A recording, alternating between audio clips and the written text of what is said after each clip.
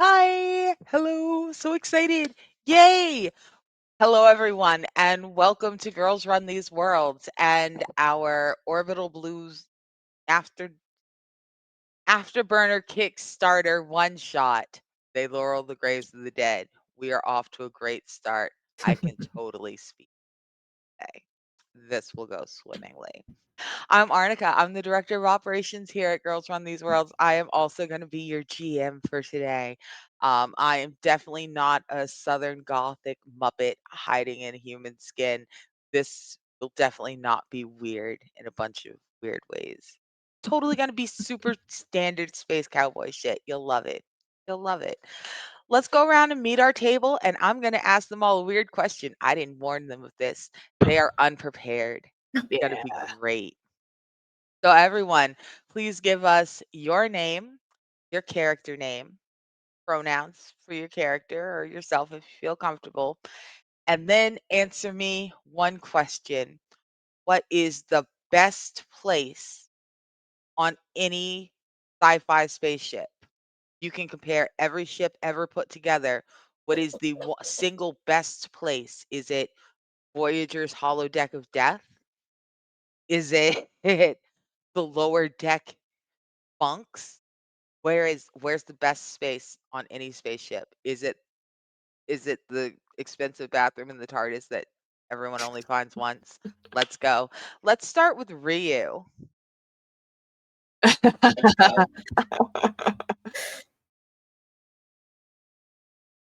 How dare you? I'm not doing literally all the things. It's fine. What's up, everybody? My name is Ryu. I have no idea what the question was because I thought I wasn't first. I go by she, they pronouns, and I. And what am I supposed to be saying? Who I'm playing? Yeah. Yeah. And I will be playing Grit. You fuckboy, flyboy. You Incredible. thought we were gonna make it 10 minutes? Nah. What was the question? Okay. Out of every imaginary spaceship you know, what is the best place on a spaceship? Where do you want to be hanging out? Do you want to be hanging out on the holodeck of a Federation ship? Do you want to be standing in the bottom of the Millennium Falcon, swatting blindfolded at a busted droid? Where do you want to be? What do you want to do? Yes. But if I had to narrow it down, I think the best would be just honestly in the common areas, like the food and everything, where you're just kind of, which is super basic, I guess, if you think about it, just the basic floating around with the grav boots on but not activated, and just kind of seeing just how often I could shoot by and actually get food in my mouth. That's hilarious. I'm here for this.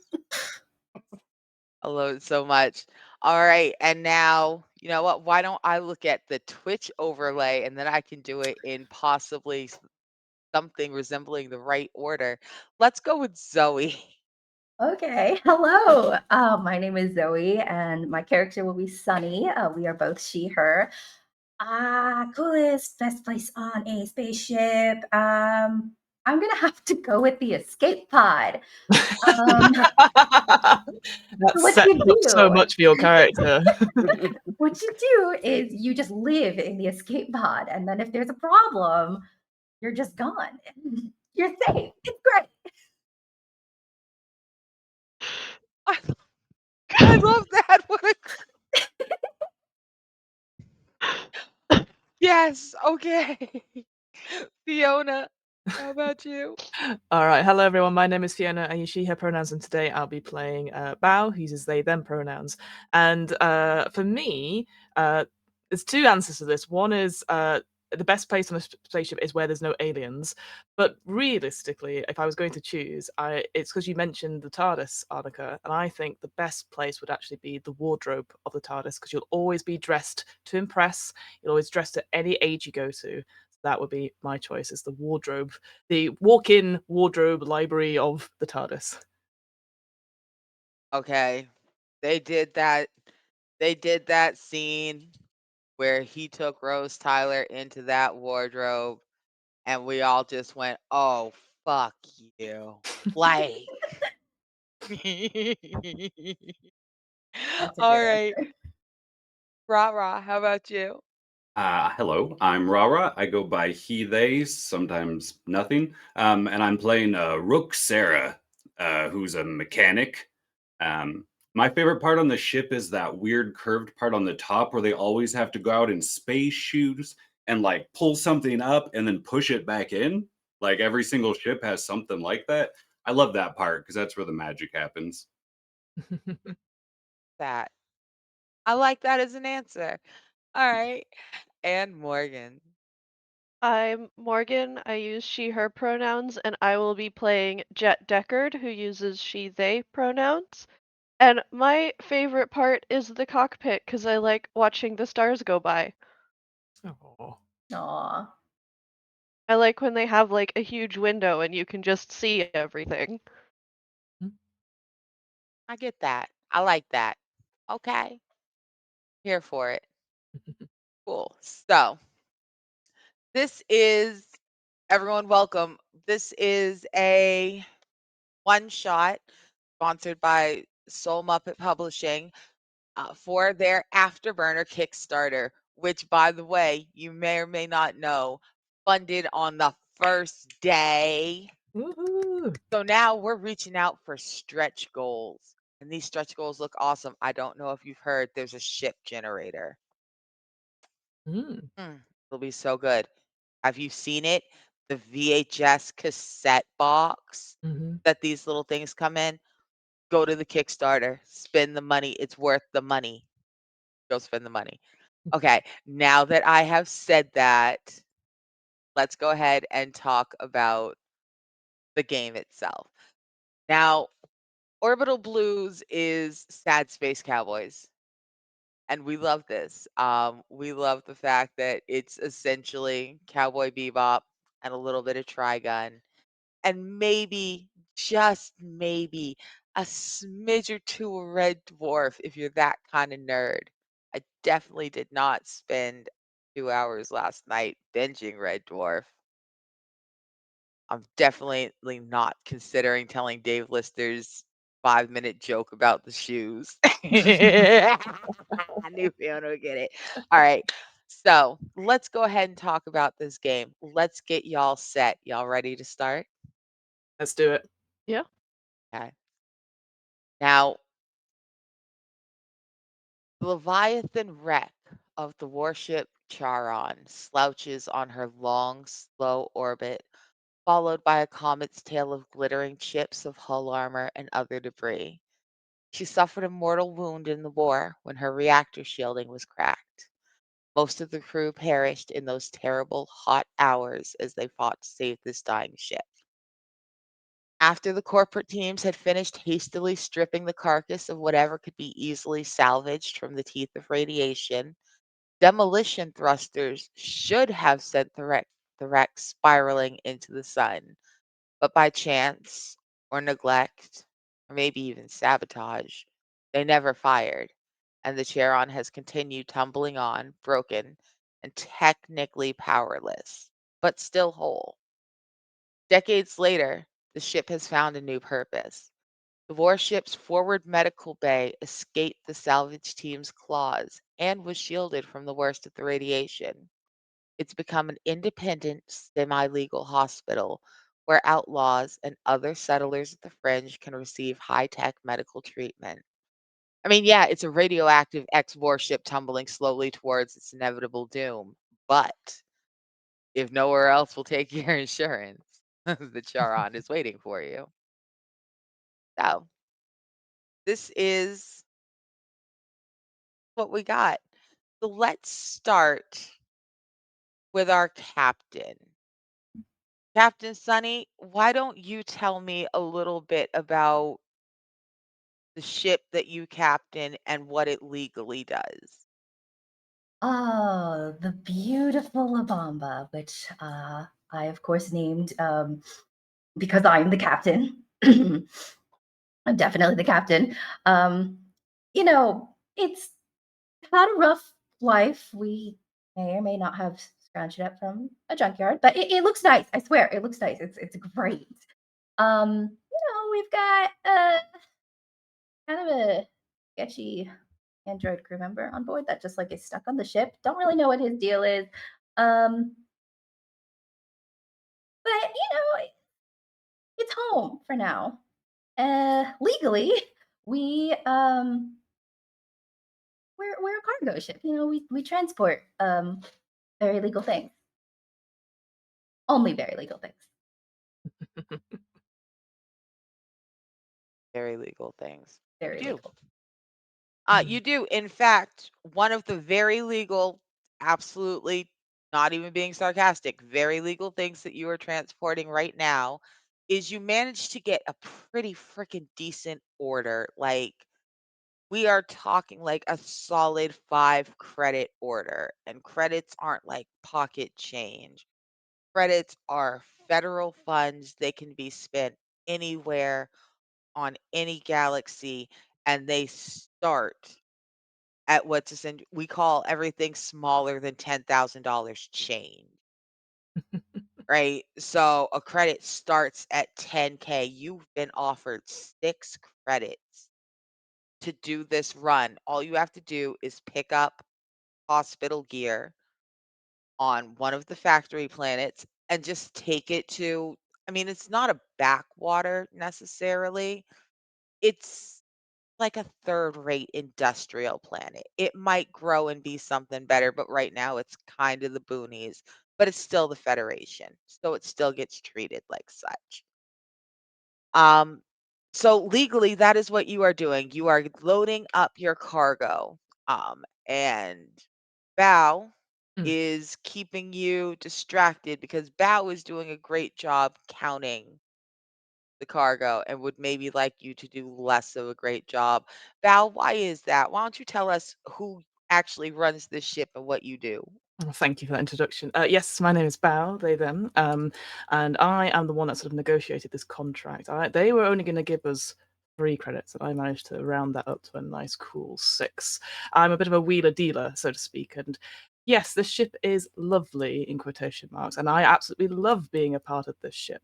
There are obviously alternate job opportunities out there, but unfortunately, this will do for now, and I appreciate Captain Sunny's sunny disposition.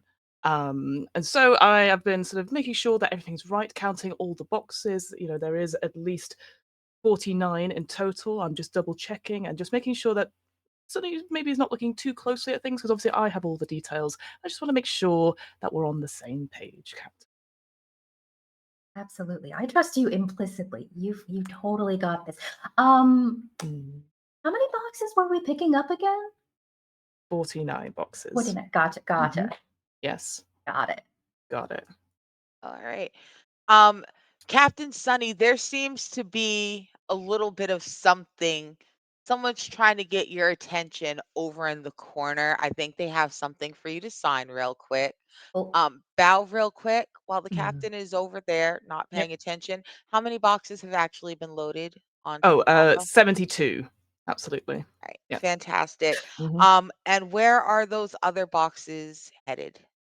Those other boxes, you mean sort of headed elsewhere?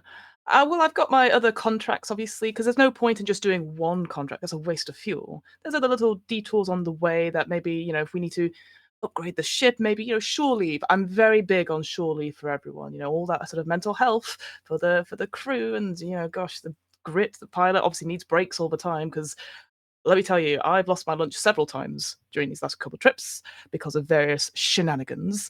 So yeah, I've just plotted out another course, and along the way, maybe just a few boxes here, a few boxes there, with all my good contacts in my little contact book.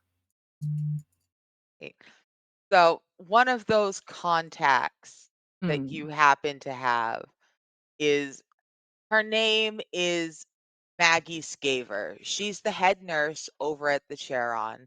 Uh, mm, and she is uh Maggie's been trading on the black market, on the gray market. She will barter, she will steal, she will beg. She is the nuts and glue that keeps the Charon running by mm, any means necessary. mhm, Um, and once she's been there for decades, but there's still a couple people who remember when Maggie used to run the streets, so to speak.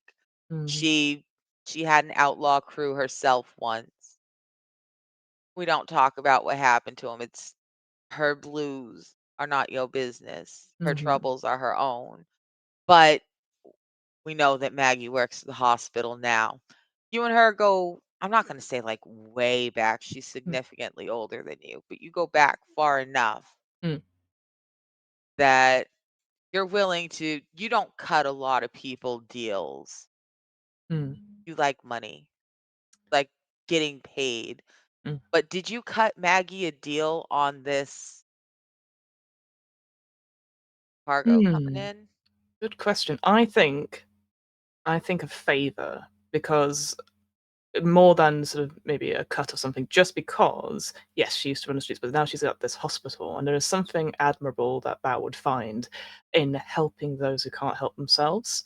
So, and also, from what you've described about the Sharon, and obviously it's not going to be there for much longer, so any help is needed, is sorely needed. And so I feel somewhere in this sort of little flint of a heart, there is like a little crack, perhaps, and maybe, just maybe, I'll help her out this once, or help them out this once.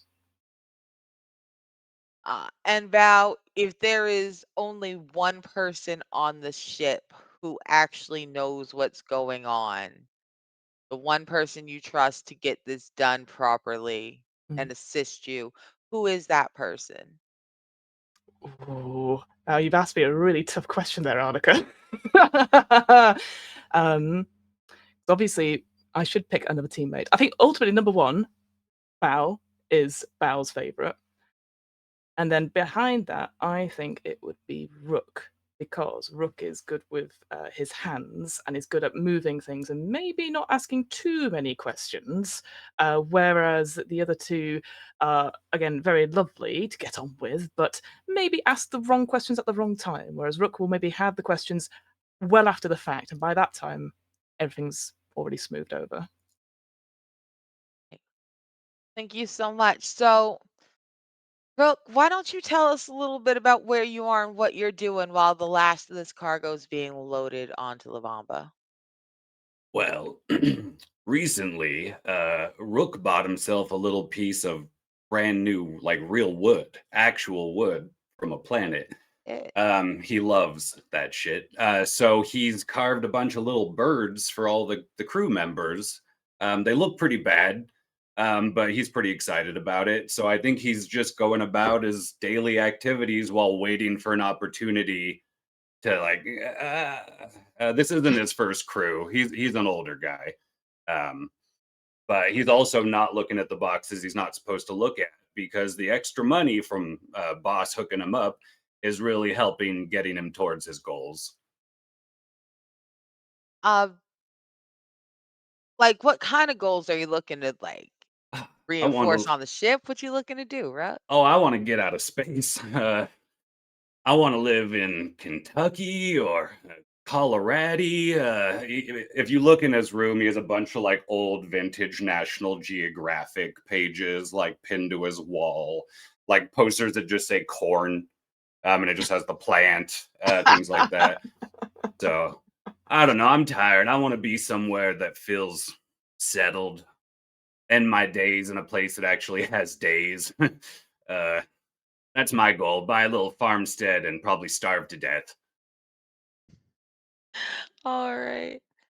So bless his heart. Rook likes to lay in the bunk late at night looking at pictures of a Kansas that hasn't existed for like 300 years. Mhm. Kansas has been Look a at the mega hills on that metropolis beauty. since the 2200s, but he's still imagining some 1932 corn. It's very sweet. There are some little backwater places. There are some agriculturally oriented planets that could be settled on. I think there might even be a new Kansas somewhere out there. I've heard rumors. Like, it sounds like the kind of place people would go to. It's definitely not the space version of Big Rock Candy Mountain. Don't worry about it, Rook. He pulls out a postcard that just says New Kansas. That's a bag. And he does have one mechanical leg from an early accident, which he's named Terra, and is the only part of his body that doesn't hurt every day. So Terra's doing good. I'm so glad when you've reached that age, the thought of having one body part that never hurts, hmm I'm actually a little bit jealous. He I'm likes to at that say water it's my out knee of this hurt age. world. Okay, you know what? Let's leave you looking at your corn. You and your puns have to look at corn now. Let's check in. There are 2 people sitting in the front of the ship just chilling. One of you has your feet propped up on the machinery. The other one does not. Jet and Grit, y'all are hanging out in the command Mhm. pilot. The cockpit? Thank you. I Y'all was are about to hanging say, out in Thank you. Y'all are hanging out in the cockpit waiting for this load to be done so you can go. Why don't you tell me a little bit about what's going on with y'all? Let's start with Jet. Jet usually is the person that loads boxes, but Bao doesn't let her load boxes when Bao has special side trips for us to do Mm. because Jet hasn't quite figured out that, like, they're up to some illegal shenanigans and will just remind the captain that we don't have 49 boxes, it's actually 72. Mhm. Because she can definitely count. Yes. Um, so she's got like short, curly, dark hair with bright orange tips, and she is just like really buff. Um, so she is practicing for an upcoming audition at our poor pilot. Oh no, you Oh, got yes. Grit helping you read lines? Yeah, Mwah. because she doesn't want to work on a spaceship. She wants to be an actress. That's fair. So, world, please understand if you did watch the new She-Ra, go ahead and imagine Scorpia, Yeah. new Scorpia, big like that, and she's sitting here reading her Shakespeare. She's making Grit read it back. Grit, my alien friend, why don't you tell us how you feel sitting here knowing that you are babysitting the person who will count and tell the truth, and now you stuck reading Shakespeare? I've been giving notes. Brutal. I one earlobe has a headphone in it that's just listening to baby metal for no apparent reason, and then listening to Jet go through the lines, and it's okay. I don't think you're getting the feeling, okay, but it's the wrong feeling. This is a sad part of the play, and you are way too excited about it. I thought this was like the fun part of the play, cause like there's murder. You know, I would have thought that too. But so in the old timey plays, they were sad about that. Oh, Yeah, why? great question. Because let me tell you, good on long Cause like nap. that's when you get to do all of like the fun practical effects. There's like, you know, and Oh, they're not excited about that the blurred with the blood spurts. everywhere. Yeah. Oh, Yeah. maybe we should. Okay, maybe we should read it that way. Keep going. You're right. Okay. Okay.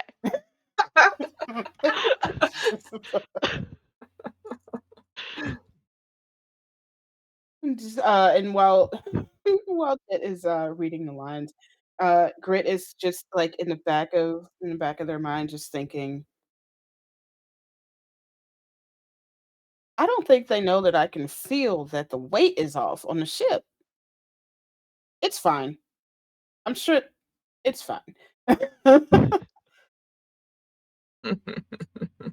Now, Grit, I have a question. Like, do you take it personally that Bao doesn't like let you know about any of this stuff? Or are you cool with the fact that sometimes Bao just loads it up and then catches you in the corner and says, it's this much extra if we make this quick stop? Fine line of, man, I Mm. wish I was in on whatever this is, because something tells me you're not giving me as much of a cut as I could get. But at the same time, me knowing what I know and my past, the less I know, the better.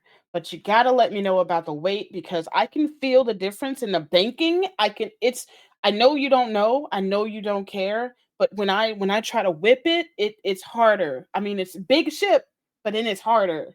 Mm. I like to think that you do that deliberately to show, like, look. Yes. Hold on. See how many turns I have to make? Oh, Oh no. I'm just gonna say that if you ever learn to drive in a Buick that was older than a 1989, you know exactly what Ryu's talking about. yes. IRL, that's how I learned The how to drive on boat. the interstate, in an old car with a hole in the bottom. Oh. Uh, Needless to say, I can 3-point turn, baby. look, sometimes there's just a rusty spot at the bottom of your car, and you just gotta make sure that nobody dropped nothing down it, and you're just like, We saw put the road. mat over it, put the mat Just over it. 4. Okay, so now that Ryu and I have had this poor black moment together, let us continue. So everything has been exchanged. Captain Sunny, you've gone ahead, you've signed all the paperwork that you need to sign. Val, you've talked to the actual person in charge. Yeah. You guys have signed what you need to sign for the real books. Um, Jet, you're doing great. Just, you know what? You are bringing something. You are bringing something to the taming of the shrew that no one has ever seen before. There's a reason that Jet is on a ship and not performing. Um, and Rook, you are making your way up towards the cockpit because y'all always hang out together at launch. There's a million safe places you can be on a ship, but fuck it. Y'all are a crew. You're not besties, not all of you, but you enjoy each other's company enough that you like being in the cockpit together when ships take off and land. So as everybody gets there, why don't we go ahead and Ryu, since you went ahead and you did tell me that you can feel that the weight is off because of the Oh. manifest, I'm actually totally gonna have you do the first roll of the game. And I'm gonna wow. have you do a piloting roll. I put my Wow. seatbelt on. It's pure attack. I am strapped in. Yeah, we're used to this. It's fine. Look, so this is how we do this. Honorary Even the barrel roll. clunkiest of ships can sing in the hands of a skilled pilot. And Ryu, what is your little thingy? Your little thingy says you are an ace pilot. You have bennies. So don't worry about it. Certainly, during any roll, a pilot can spend a point of heart to take the wheel and use their own stat for that check instead of the ship's stat. Now, you're going to roll the ship's mobility, which is a 1. Uh, understand that your heart is an 8. So, So do I need to roll? It's 2d6, right? Mhm. Yep. And Can I have I Oop. order Grit to take off and use the captain? you can. Okay, so look, here's what I gotta do. To take off, I have to give you a target number. It's gonna be fairly easy. I'm not gonna say it's against the odds. So what you're going to do is you're gonna make an action. You're gonna roll 3d6, discard. Is it the lowest or the highest? You're rolling with a benefit, so you discard the lowest. Mhm. Roll Mhm. 3d6, you toss the lowest number, Mhm. and then you add your stat. And your stat that you would use is your savvy. So you would do it with 2 or the ship's 1 for mobility. I would do it with 2, but that's just me. I got you.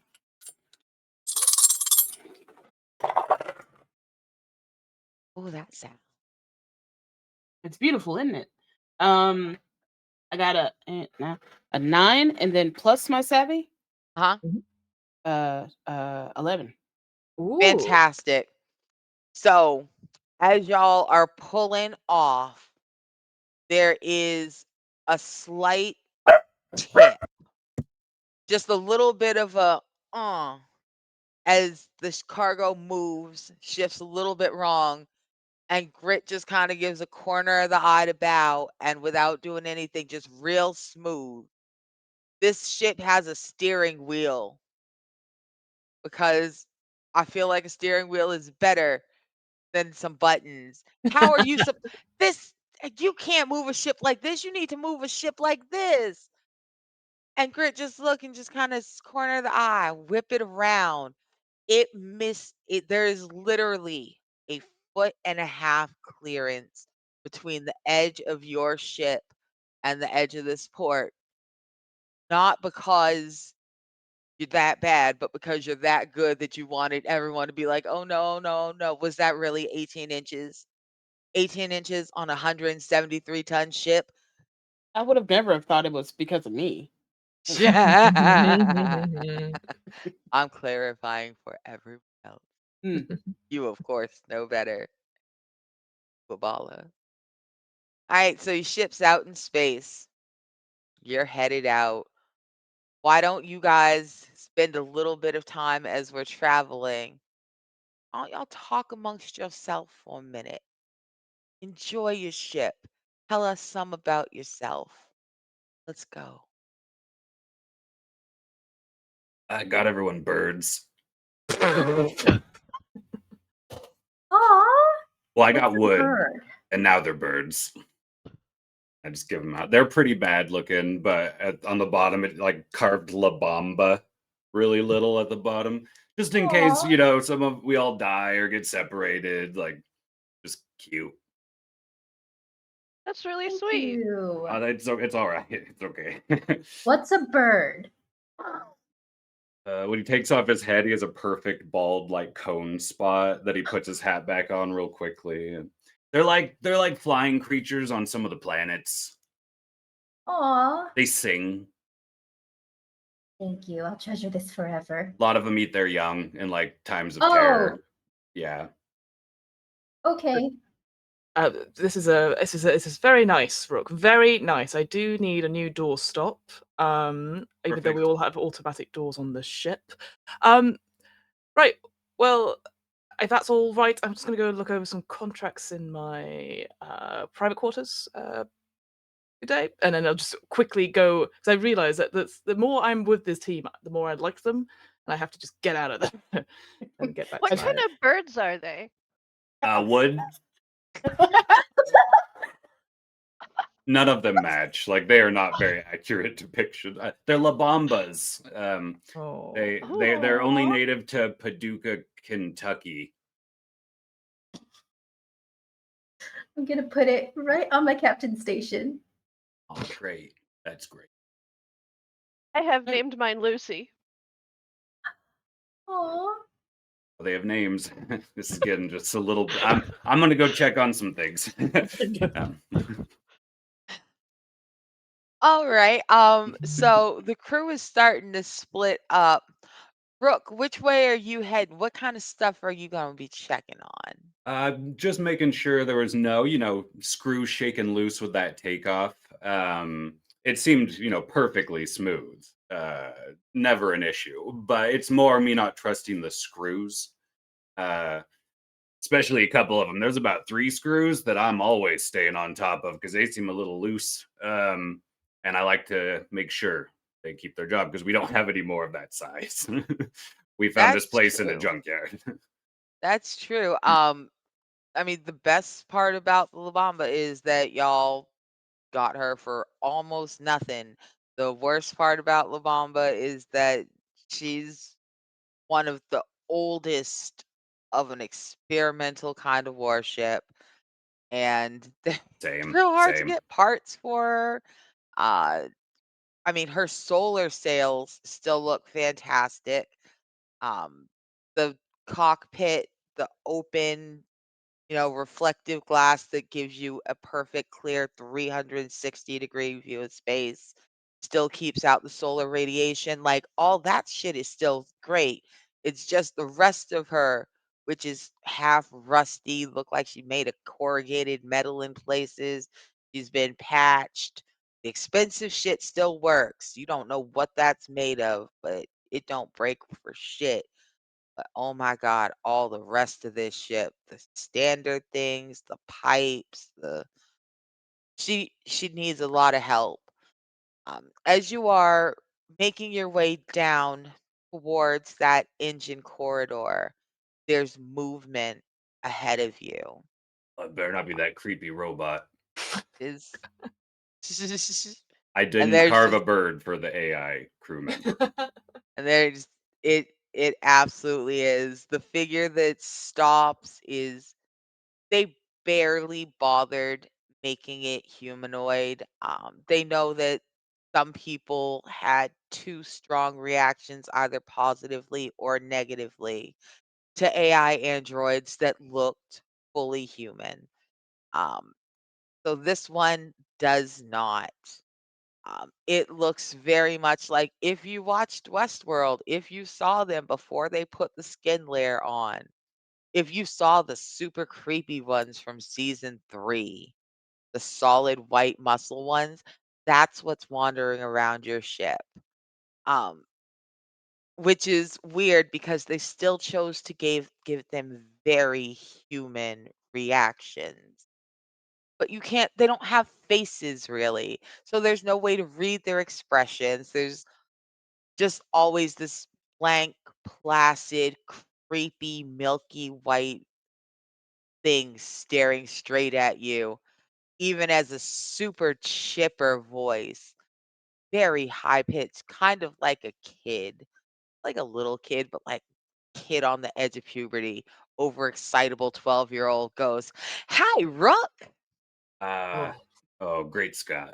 Good morning. Is it morning? It's whatever time you want. It's space. Good It's morning. always morning somewhere. Mhm. Did you stay safe during that takeoff?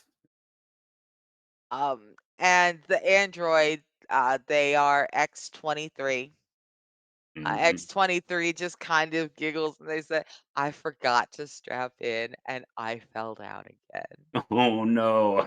There are no injuries in my most important functions, but I did have to reskin part of my elbow. And you look and you see that they've got something like Play-Doh. It will dry to be the exact same stuff as everything else, but right now it's like bright purple. They just and you can see why maybe X-23 was a big part of them decommissioning this as a warship. Rook doesn't dislike robots. He dislikes this one. And he's pretty sure it has a crush on his leg. So that's a little uncomfortable. But I'll give him a quick fake look over, like, no, you look pretty good, pretty solid. Uh, I gotta go check on some screws. All the rest of everyone found some birds. You can come if you want. And X-23 looks at you and looks at Tara, looks at you and looks at Tara, Uh, goes, "I oh, well, Eyes up maybe here. I should I am supposed to be checking it. I am supposed to be checking in with Bao. But perhaps if you need assistance, I will be back." It That just sounds continues good. on its way. This large, hulking, almost 8 feet and 800 pounds of faceless preteen wandering away down the hall. And if I may, I think those 3 screws Rook likes to check all happen to be right next to a window where he can watch the planet like disappear. And he just pulls out his new Kansas postcard and la la la la la la bum, bum, and just hangs out a while. Cool. So Bao, there Mm. is a knock on your door, Mm. and you know who it is. Yep. Come on in, X23. X23 comes in and looks at, kind of looks around. You can only tell they're looking around because the head moves, Mm. and they go, "Bao, do you need X23 or X25 today?" X25, but then I would need X23 afterwards, if that's okay. Oh, sure. I love coming back for you. One moment, please. Um, Everybody, this is nobody's favorite part. It doesn't move. It's not like you can see a face twisting. You can't tell it's uncomfortable, but there is something about the mechanical whine, the speed and the pitch of it that makes you think that swapping between all the AI crew members in this one body might be quite uncomfortable for them. X25 shifts the head. The voice is slower and deeper as they say, X25 unit online. Excellent. Secrecy mode on, obviously. And how can we help you today, boss? I need you to make sure all the orders we send the communications to those contacts to make them show that we have their cargo and we are doing delivery ASAP. Essentially, as priority email is to go to Nurse Maggie. It's quite important to get her shipment there ASAP. Is that understood? Absolutely. X25 will run those protocols under silent mode while X23 operates the body. How else may we help you today? Has there been any updates on the general vibe of the crew? I know I put Rook under surveillance through X23's sort of uh, covert operations. Any updates on that? There is kind of a X25's not really a laugher. It's a very serious machine, but every so often it will give you a ha. Just one, just ha, and you know it found something deeply hilarious. Mm, And it just goes, ha. X23 is perhaps not the best version to interact with Rook. mhm, that is fair.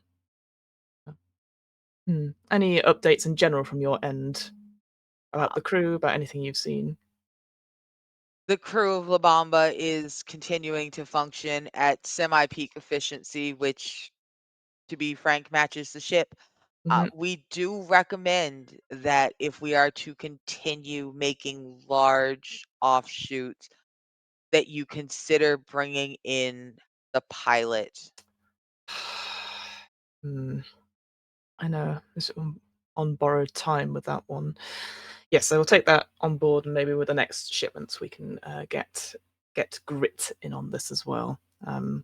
I feel between you and me with secrecy mode on, I do feel that they may already know, so it could get awkward.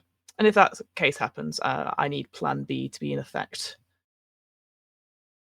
Absolutely. Plan B is continuing to run as Excellent. ordered. Thank you. Is there anything else I can do for you, boss? Not today, X25. Thank you. Your services have been invaluable as always. Please, if you can get X23 back, please. I have something for them. All right. There is again that high pitch whining. If you've ever had a 12-year-old laptop with a fan that's still trying its best, you know the sound that the X Android is making. As X23 kind of shudders, not nearly as stoic as X25. 23 kind of shudders and does a little shake and goes, I'm, hello, boss. Hello, X23. I know this is sort of a bit unorthodox, but I do have a gift for you. And I bring out the wooden bird that Rook gave me. I know it's a bit unorthodox to give things, but I thought for all the hard work you've been doing upon the La Bomba, that you could have this ship. And you can see on the bottom, it says La Bomba, so you'll always be a part of the ship should you ever get lost. X23 giggles. It's kind of a horrifying sound. It's not good at giggling, but gosh, it tries. It does have a small emptied out little storage space. It used to Mhm. be a missile silo before the missiles were decommissioned from the ship. And it hides little human things there, interesting things, half a book. Mm. Can't quite tell trash from treasure, and it is absolutely about to go put that bird in that missile silo right the fuck now. Yeah. It's And thrilled. as I said, now remember, we keep this between ourselves, okay? You don't tell anyone where you got that bird from, all right? It's a little something from me to you, X23. My three is very excited. It puts its finger up to its face, and you're always surprised at where it thinks its mouth may be. Different every time, yeah. Just wanders out the door, big hands wraps very preciously around this bird like it's real. Hmm.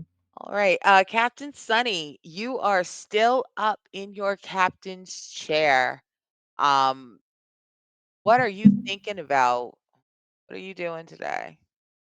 I think I'm staring at the little picture of my family, a little bit homesick, and the bird just made me think about my mom's and how we used to like on Christmas, like we'd have just like a little itty bitty get together and trade like handmade things. So I'm a little bit sad, and I know everybody's gonna do their job, so I don't have to watch them. So I'm a little nostalgic, sighing a lot.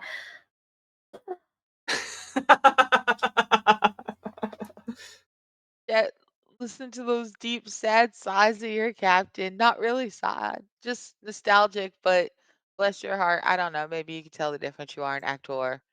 Uh, how y'all feeling? You're sitting pretty close. You're in the head security seat. It's not too far away. So, where are we going? Yeah, no, that's probably a better question for how, but as I understand, we are delivering supplies to a hospital in space Starts with a somewhere. C. Yeah, yeah. It's the chariot. Yeah, the chariot. Close enough. Yes. Okay. Hilariously enough, this is both true and false.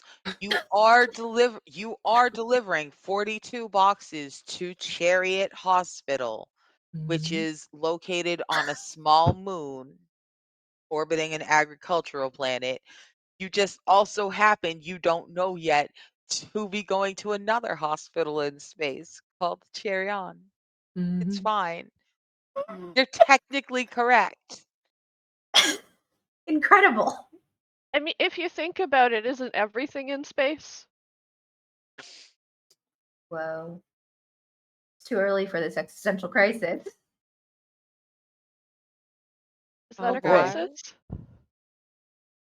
I just thought everybody knew that. I love the way your brain works. Oh boy. Thank you.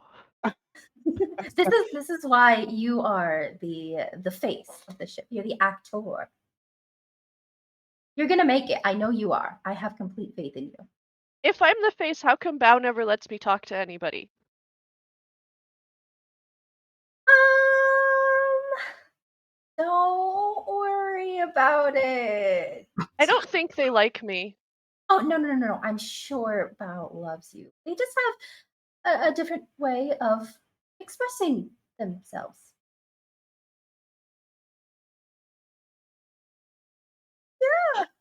Yeah. So Okay. funny.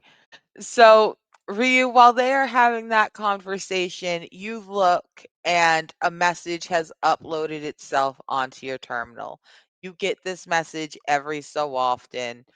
You knew to expect it because the load shifted wrong, and sure enough, it says X25 priority priority rechart. Please please set course to, and it still ends up at the regulars. It ends up at the Chariot Hotel, but you're swinging in a weird arc. You've been there before. You know the general area that the Charon is orbiting into. You know what sun it's gonna fall into eventually. It's slowly spiraling around it, and you're like, I oh, I see you slick. Y'all think you funny. So now you've got the information. They have offered you the new course. Are you just Are you gonna put the course in like you always do, or are you gonna make them explain something today? What you gonna do? No. I mean, I'm gonna decide if I have a hair up my bums here in this particular situation because Bo just won't. He just won't admit it. Just admit I'm the best, and you keep trying to blame the piloting on. You know what? Not anymore. I Is there a way to send back notes when X25 sends something? Yes, it is opening essentially the space version of a very fast private chat. So you can interact back and forth with X25. All of the AI systems that work in that Android body are all uploaded throughout the entire computer, the entire ship at Honestly, all times. my favorite is X23. Like that is me and X23 are buds, you know. Um, so I'm just gonna tickety tack back. Um, X23, can you pop up to the pilots section? Just have a quick question about the new uh, uh tracking. And as you do, two two screens pop up on your viewport simultaneously. You got a series of monitors. You've got what is essentially a gamer's spread of monitors around you, which is here, here, here, here, here. And on two of them pop up two messages simultaneously. X23 all in excited caps. Okay, be right there. And X25 all in panic caps. Do not call X23. No, no, please stop. Oh just dear. I just turned the screen of X25 off, and then the X23 You've left X25 on red? On unread, baby.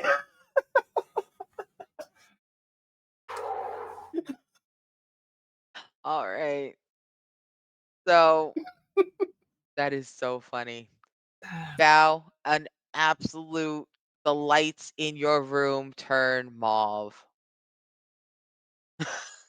They just all of a sudden you're like, "Oh no." And every screen that can display a message in your room is displaying the message X23 on course, en route to cockpit, intercept pilot, Yeah, yeah. intercept My, pilot. my my watch is going off. All the things, the data pads, and I'm like, ah! And I don't think anyone's ever seen Bao run, but it's not a pretty sight either. It's all limbs akimbo, as desperately like a cloud is desperately trying to intercept X23 and the pilot and grids.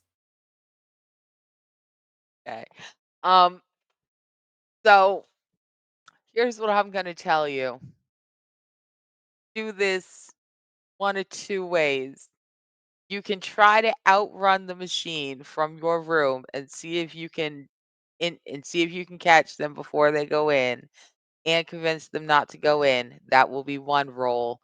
Or you can try to find a place and try to convince Brit to meet you somewhere real quick before the machine gets to them, and that would be a separate roll. I feel like, just judging from my stats and muscle being 0, that it would be funnier if I tried to outrun a machine. So I'm gonna go for that roll, try and outrun it to get there, 'cause I'm in a panic. All right. I love that. Now, I'm a giant butthole, and because you did point out that your muscle is 0 and that Mm. it would be really funny, you are unfortunately rolling against the odds. So you are gonna roll 3 dice, and Mhm. then you're gonna throw away your highest dice and Yep. add your muscle, which is 0. Yep. Mm.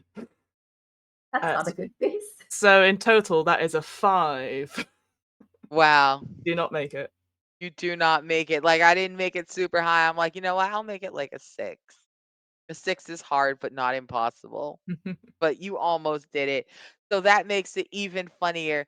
You go whipping around corners. You're just flailing. You bouncing off things. You Mhm. run like me, you poor, poor creature. Um, and right as you thump into the wall, and you're like, no, you see X-23 just let itself into the Yeah, I see the door cockpit. shut as like X-23 is like waving as the door shuts. So here's the situation for everybody who may have been asleep, Darcy, and is just joining in. We are definitely smuggling cargo to a secondary stop on our legal transport ship. Only Bao knows for certain. Rook the mechanic pretty much knows. The AI system on the ship. Some of the AI system knows, other parts of it do not. The pilot knows, but not because they've been told, and they're feeling kind of salty about this.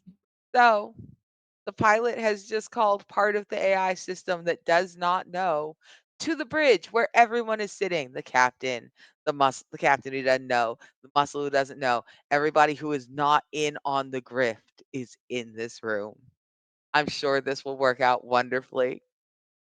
Let's look inside the room, shall we? Mhm. So, Grit, just sitting there, and here comes X-23. Here comes your goofy little dude. He's so excited. He's just loping over like he got a secret, and he hunkers down. He's got like his legs bend in weird ass places because they don't need to work like a human. They need to just function in the most efficient way. So the most efficient way for him to fold down and like hunker is for his knees to bend backwards. So he's Ooh. just he's looking at you, he's like, Fully "Hi." delightful for me. As Yeah. they just start they're doing their excited walk towards me, I do the normal think fast, which isn't really fast because it's space, so I just throw a banana towards them. And they already know that this trick is I'm gonna throw the banana and then they're going to use their um 2 knives that come out of their fist. Eh, and split the banana. And then it's just gonna float in space and they're gonna grab it up Incredible. and That's hilarious. That is exactly what happens because the X machine does not have to roll. It's always going to win on the think fast game.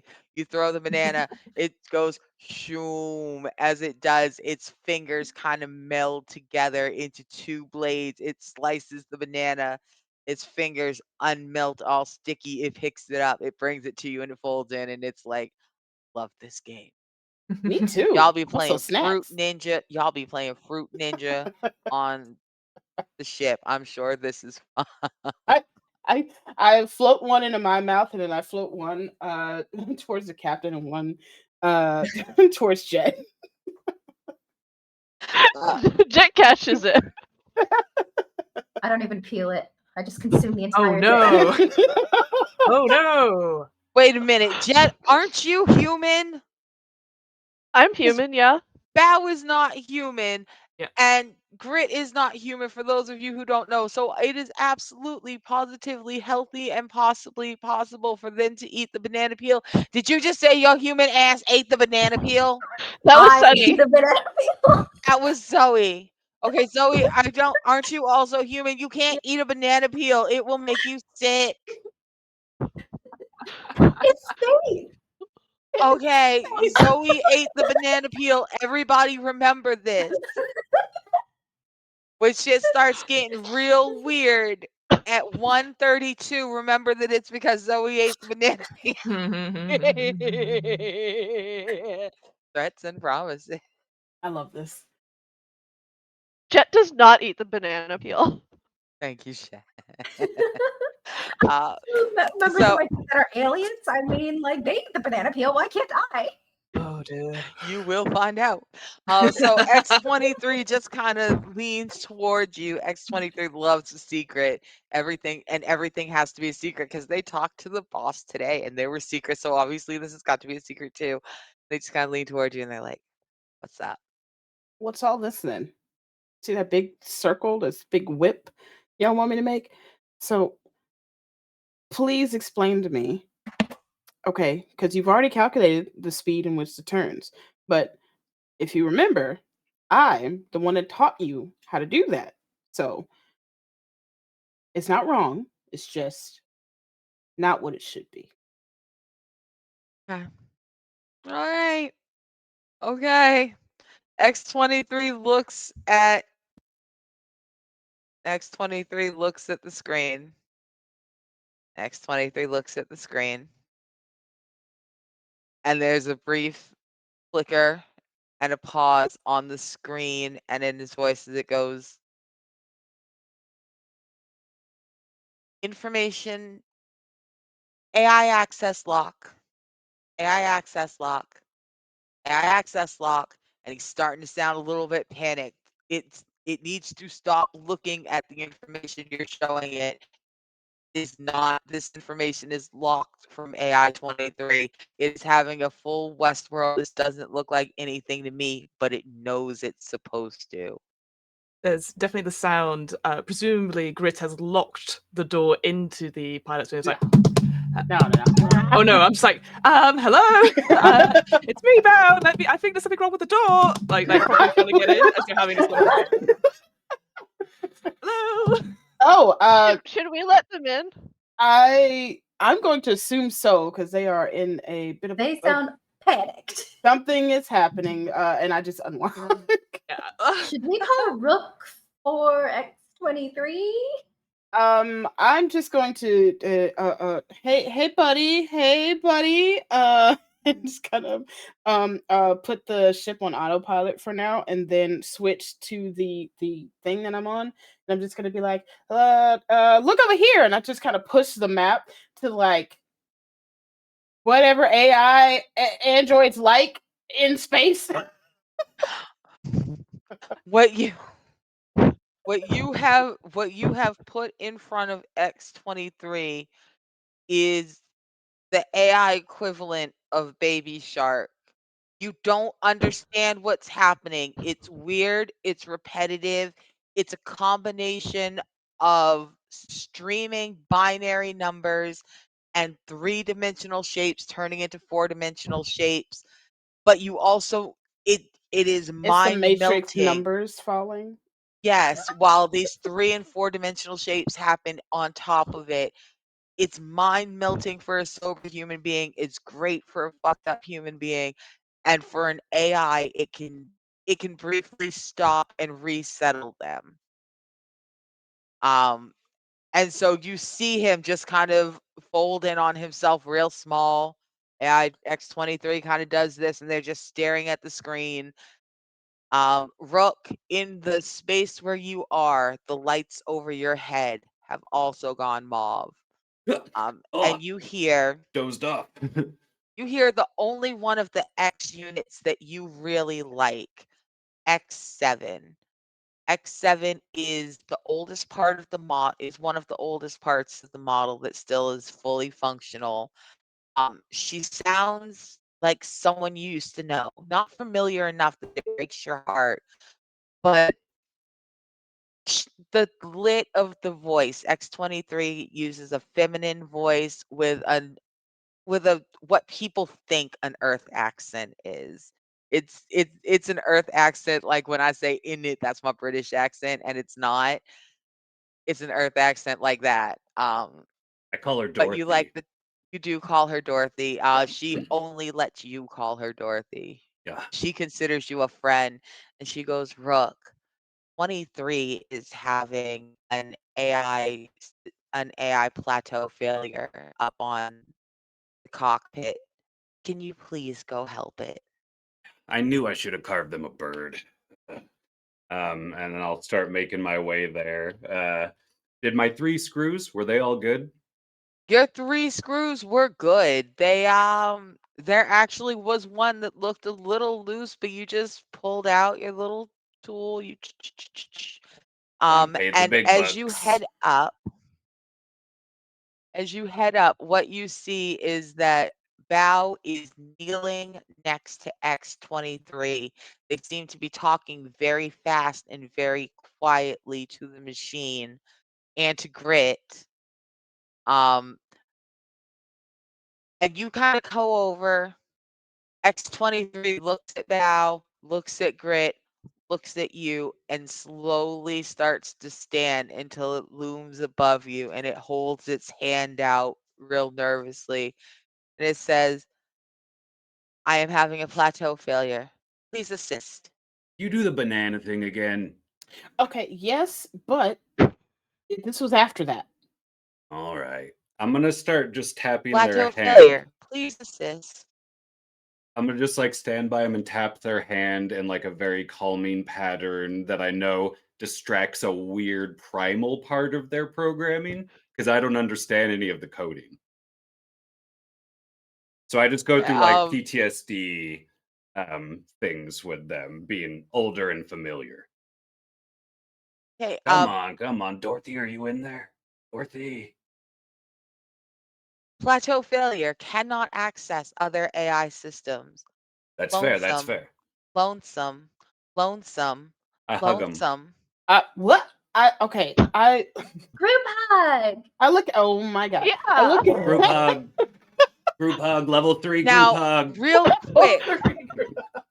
No, this is a great plan. So Rook and the X unit, Jet and the captain are all hugging. The 3 of them have wrapped themselves around the unit. They are soothing it, which leaves Bao and Grit by themselves over next to the screen that has the new map. I just kind of lean over towards Bao and be like, "This happened after I showed it the map." Oh, what's that? A map? Oh, it must be of the new coordinates. Yeah, the new Yeah. course. And, Mhm. yeah. Mm-hmm. Yeah. Yes. Yeah, there was a minor, you know how someone, they always go, oh, I've got an extra cargo box or two, and they're like, you don't suppose you're going, Yeah. we're going in the same direction. And I was like, of Oh, yeah, course, yeah. yeah. And there's an accident on Highway 82, so we had to go all the way towards Oh the no, not on the other, you oh, know. that's So yeah. yeah. And so if we could just confirm that route, Uh-huh. and we get right on it, that would be That would amazing. be so great if I could get a little more information as to Right. Yes, of course. You're the pilot. You need all the information you get, even though I think all of you've. it.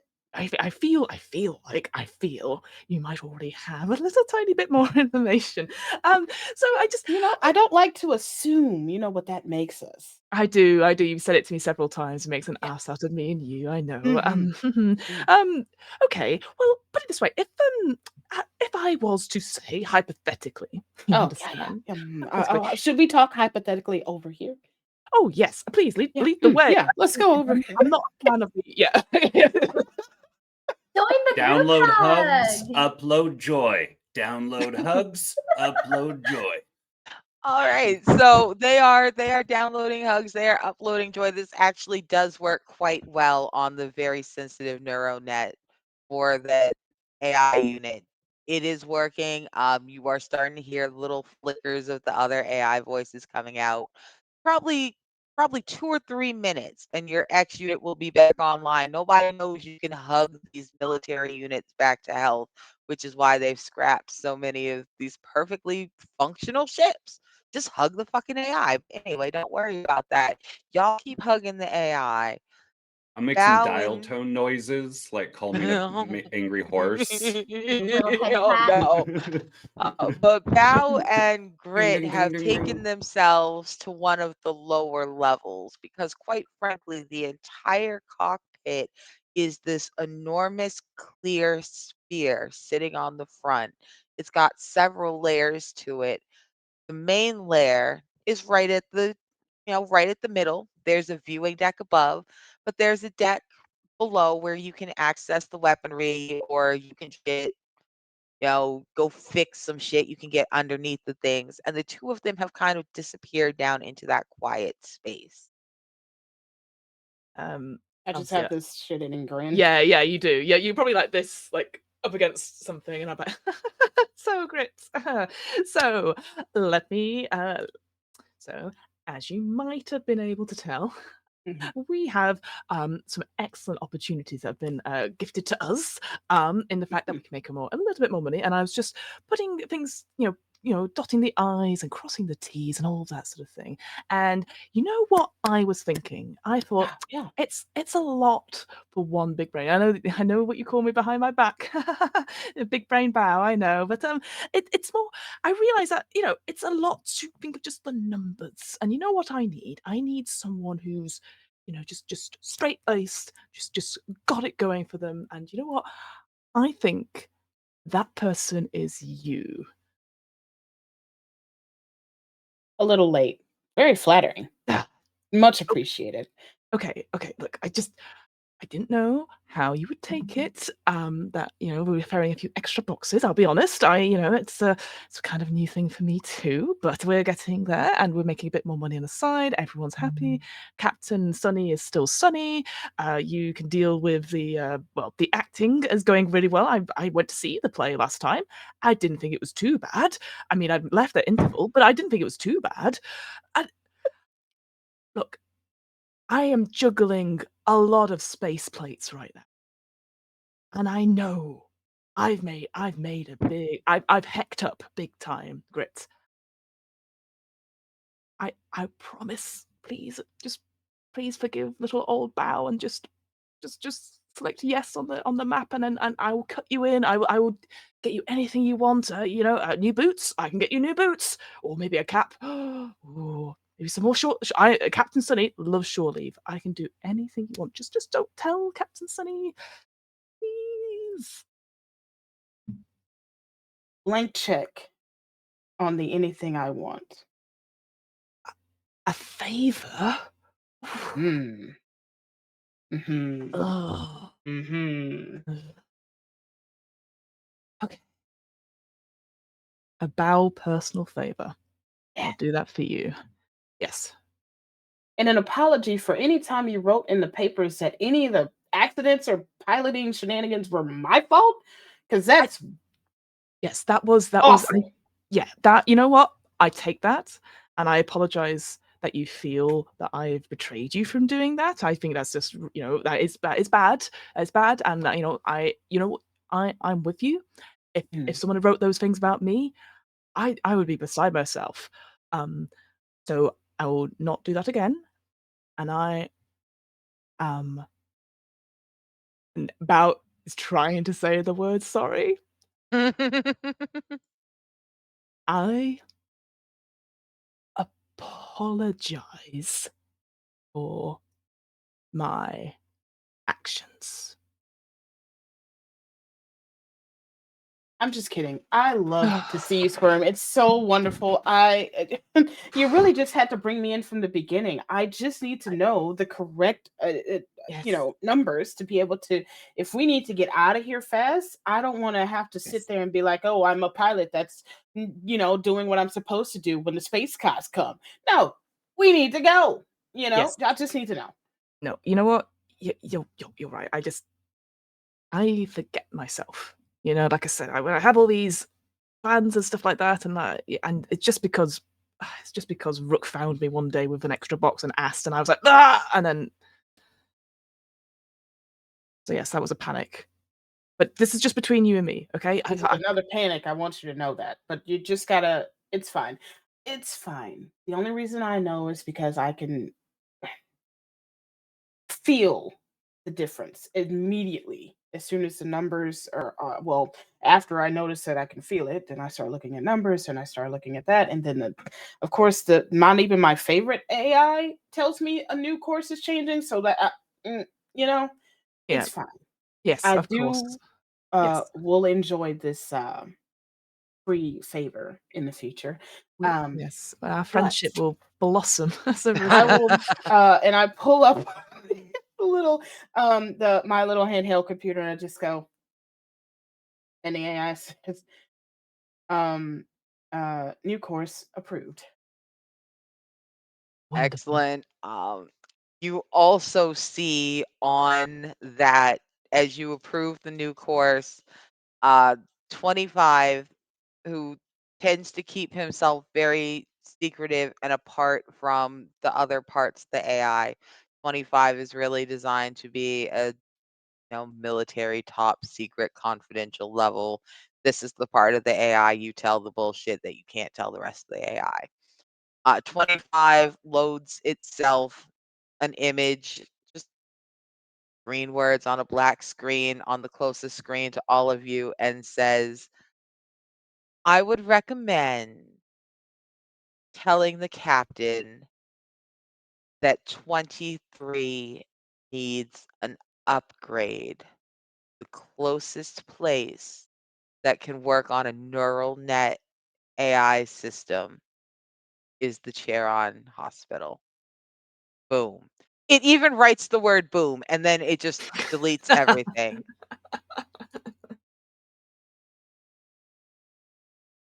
I know we're in the future and we should probably not be worried about the AI learning from us, but I'm just we're not going to talk about it, right? No. No. That is a good idea though. Mhm. That's your job. Okay, bye. What? Doors closed. I go back up to the pilot seat. We are still hugging a robot. Absolutely.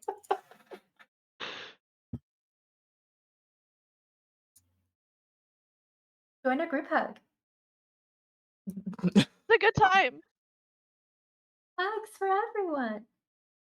um, you know, this one is my favorite, so I'm okay with that. And I just kind of wrap around, and there's like I Oh no. have to make myself a little bigger, but yes. Yes.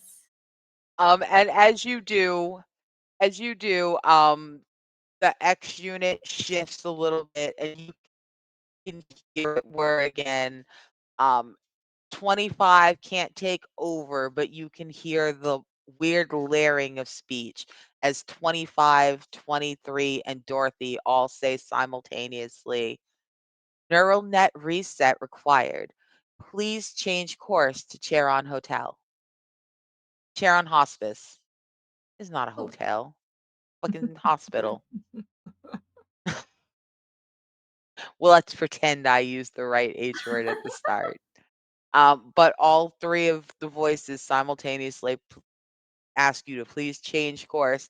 Thankfully, you look, Captain Sunny, you have the best freaking pilot in space. Like, it's within seconds of your AI unit saying that, and you look, and your pilot already has the course plotted. Oh. Aw, I have the best crew. The best. The best crew. Know my thoughts even before I think them. They're so smart. So, for you, you go ahead. Grit sits down. You slap your ship into hyperdrive. The the giant, like rose pink, gold tinted solar sail rings that encompass your ship start turning in counterclockwise directions. They are ramping up. They are still perfectly functional when the rest of your ship's a little bit raggedy. Even from inside, you can hear the whine. Some things are loud enough that even space will transmit the sound. And this is one of them. As that engine starts to whir up and your ship just punches straight forward onto a direct course, the Charon Hospital ship. I say strap on and get down. Buckling my seatbelt, holding on to the oh shit handle. Yes, please grab your oh shit handles. Please note that in case of emergency, exits can be found in the front and the rear of the spaceship. Emergency doors to the side. Please clear the aisles.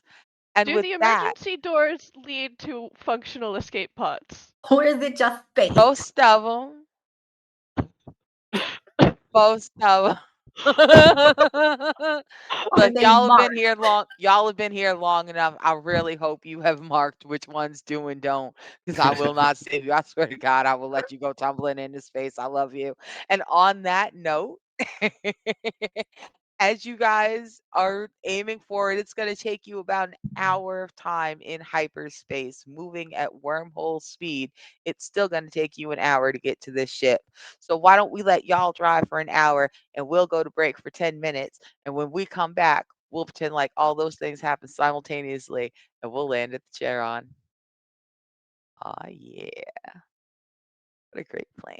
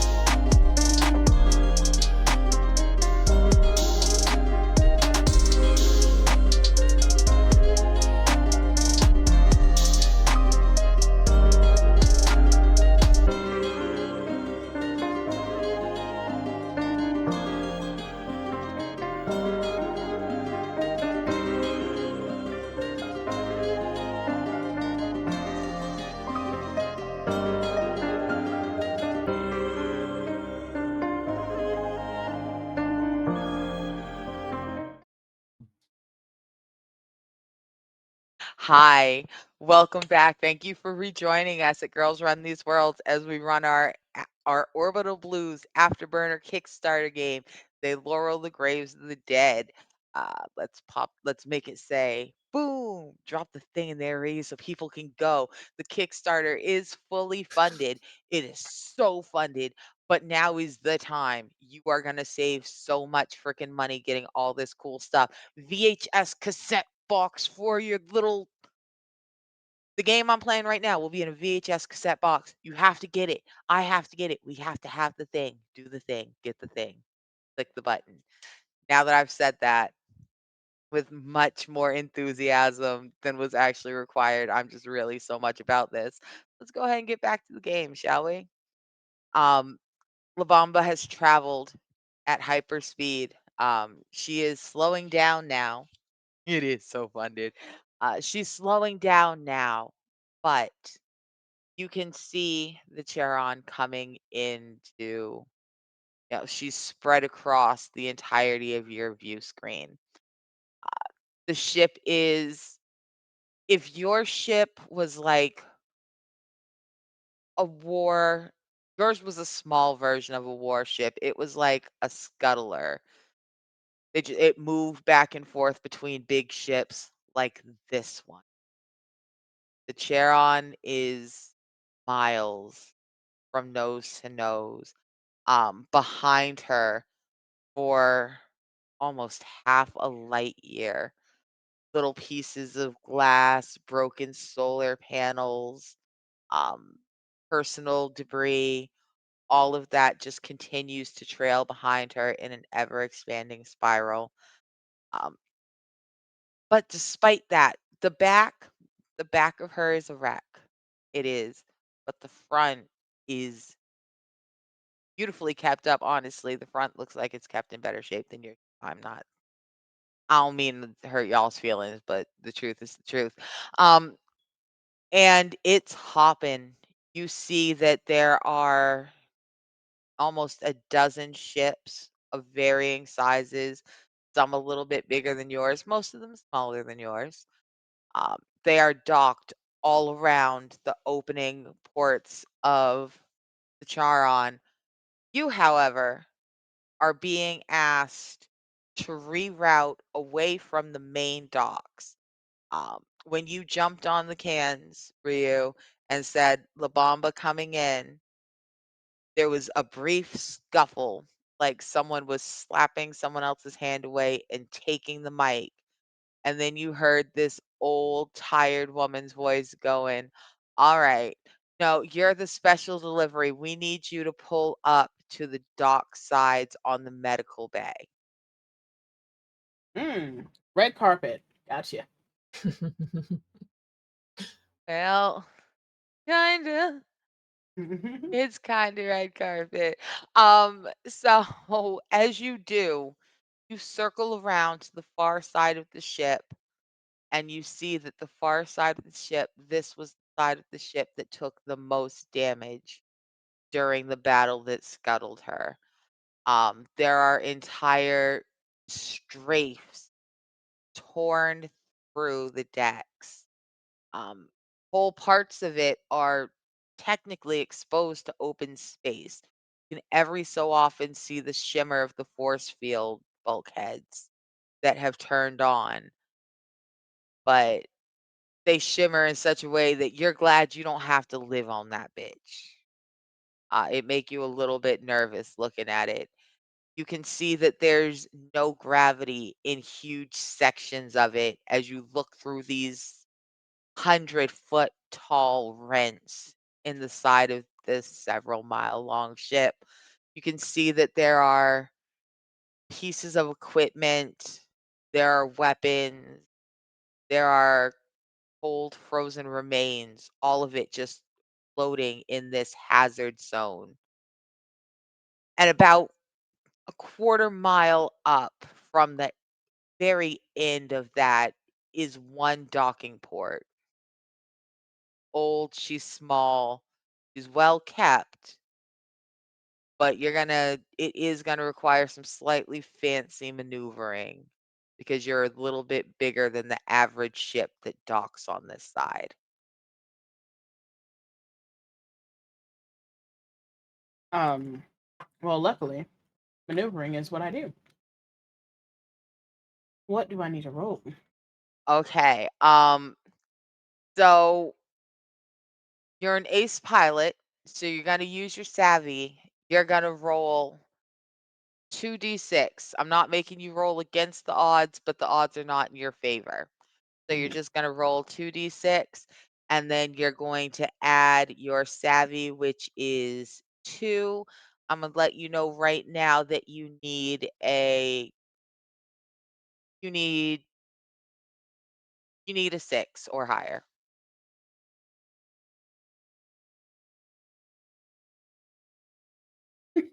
Had to change dice for that one. Hush, Mm. cry, baby water buckets. You're fine. Baby water. Cry, baby water buckets. I got 6 on the die, and then Woohoo. savvy. 8. Awesome. So why don't you tell us, get the fuck out of here. I love you so much. Go play. Um, why don't you tell us how you very easily managed to impress the person on the other end of the gear as you dock flawlessly?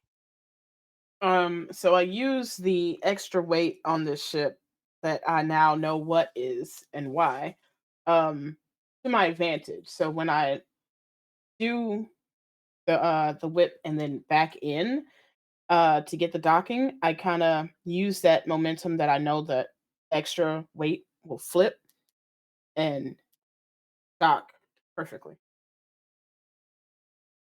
It clicks, and over the cans you hear pilot. That's a hell of a job.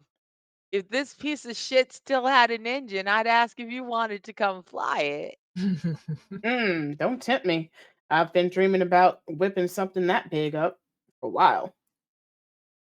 I mean, you got someone who can fix a broken nuclear reactor. You can have her. Is Bow available? Please tell her it's Maggie. I got you. Send it over to Bao. Yes, Bao speaking. Hi, Bow. Is this an open channel or a closed Oh, channel? let me just hang on. Privacy mode on. It is now an encrypted channel. How are you, my dear? All right, honey, we are in dire fucking straits. Please tell me that you managed to get more than 30 anything. Well, from the orders that you sort of sent across, we managed to get as much as we could, and I'm gonna get Jet to come and help offload them just for you. You just tell us where you want them, and we'll put them there for you. No worries necessary. All right. Oh, you are saving my fucking life. I know I said we could do you a favor. Is there anything we can do for you while you're here? Does your crew need some coffee? Would they like some Ah. non-sonic showers? Well, there's two things you can do for me. One of our AIs, the X23, they've had a bit of a.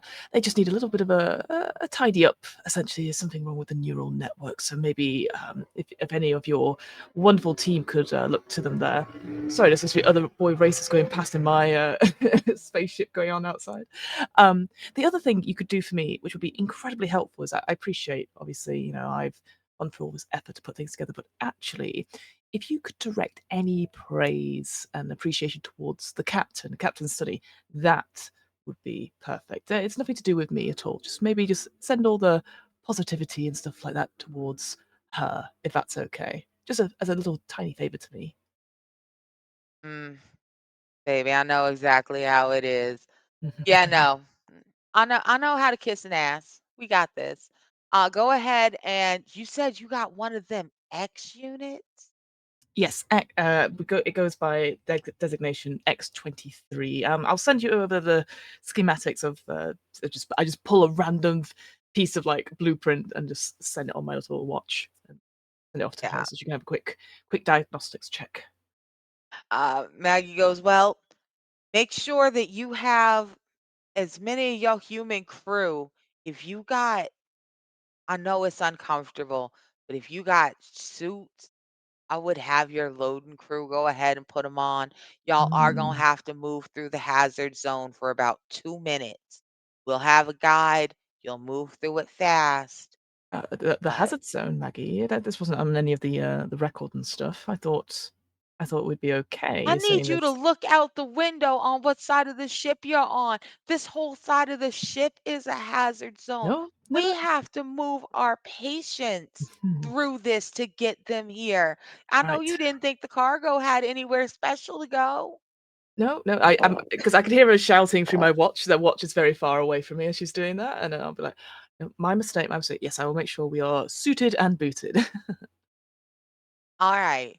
Y'all keep an eye out for scraps. You will know it when you see it. I'll see you on the other side. And Maggie hangs up. Scrap? Okay. You know what? I'll just inform them that we just gotta be careful, and then I'll just go off and I'll find Rook and I'll find Jet and get them suited and booted, and then eventually I'll tell the captain. I personally love Maggie. Um, I'm pretty sure I've met Maggie. I'm pretty old. Been on a couple ships. Brooke, you did not hear Maggie's voice, Mhm. but you will recognize Maggie when you see her. Fair Um, spot. Captain Sunny, there has been a transmission. You've been real busy. You've been dealing with someone from the front admin desk. You've been telling them that you have an android that has a cascading neural net failure. It is an integrated part of the ship. It needs blah, blah, blah. And they've been so freaking helpful, Captain Sunny. Like everybody just likes you. They are so Aw. helpful. They're like, you know what? We already talked to your cargo person. They said that y'all had some extra gear from your personal stocks that you could trade. We won't even charge y'all. We know that it's a vital piece of your ship. And we really deal in barter anyway. So it's just a couple extra little things that you're not going to miss. They've gone through the manifest and we'll be glad to get your Android back up and running. Oh, thank you so much. You know, you are the reason that I have faith in the rest of space. Truly. There's still good in this vast void. And she goes, "Oh, darling, it is captains like you who keep this hospital running. It really Oh, is." happy to Uh, help. and Maggie, Maggie lets you go. You come in and you see that, you know, Brooke, Bow, and Jet are already in the 3 spacesuits that the ship has provided. They have the X unit between them. It's flickering back and forth between X-23 and Dorothy. If 25 is there, 25 is not speaking. So right now it's just going back and forth between 23 and Dorothy, who are having very different conversations. 23 with Jet, Dorothy with Rook. It's just going back and forth. Um, but 23 is the one who sees as the 2 airlock doors crack and you move forward into this. There's no gravity. You've gone from the minimal gravity of the ship to none all at once. Um, it makes no difference to 23. They just turn on the magnets on their feet and continue.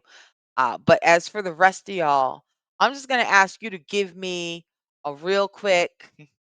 You're not gonna have to roll with advantage or disadvantage, but everybody roll your muscle real quick. Oh no, come on. Roll 2d6 plus your muscle, and let's see how well you Oh no. transition. When you say everybody, No, everybody in a spacesuit right now. 9. Britt and Sunny are still sitting in the so a 9. 6. 8. Okay.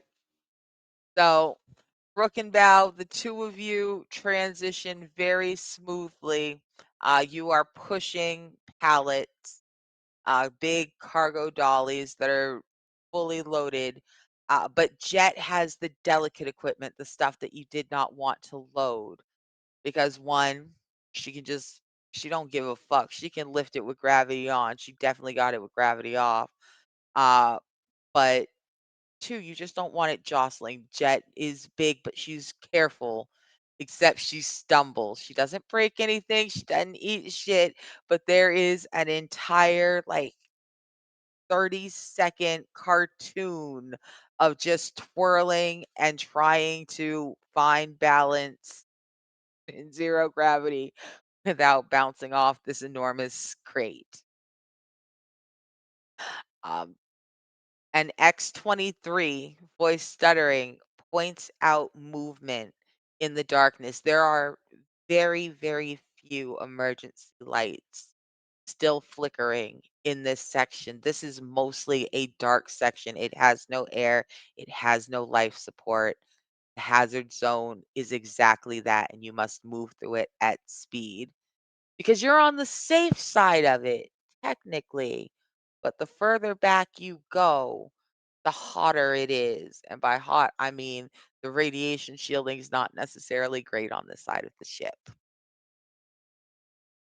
Uh, I will if we have comm links of some sort, I will like beep us into the cockpit like on a party line, so to speak. I'm like, Captain Grits, maybe if you could just I don't know do some sort of pulsing thing and just make sure that it's uh, not that I'm a superstitious Allurian or anything like that, but maybe just see if there's just make sure there's nothing else in here with us and maybe track a safe path, so to speak. If that's okay, thank you, please. I got you, boss. I All right. watch Jet spinning, trying to catch the things. Like, oh, they'd really be great on the stage if somebody just gave them a chance. I do lightly recall that we did have different things on the ship that can radar read kind of thing. Like, You am I do. remembering that You right? Okay. have you have an authority monitor and a planetary scanner. Now, the authority monitor won't really do shit. That's mostly just having a cop scanner. Um, Mhm. but the planetary scanner, it's gonna be a little bit weird. You're really close. It's designed to be used from several hundred miles away above the atmosphere to scan a whole planet, and you're just trying to bounce it right through a hot ship next to you. Uh, Mm. Okay.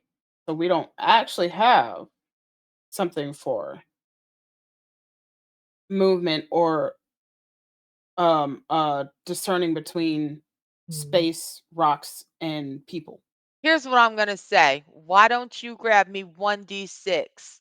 Let's play a game of high and low, Ryu. Oh Lord. We do have the best pilot, How actually. dare!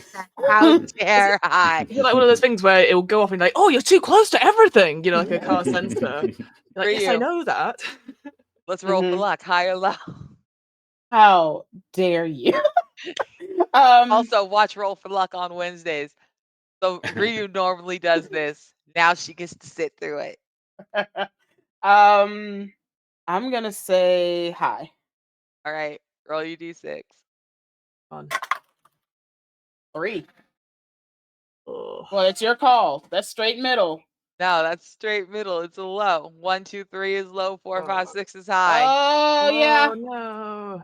All Uh, right, Ava, I hope you saw that.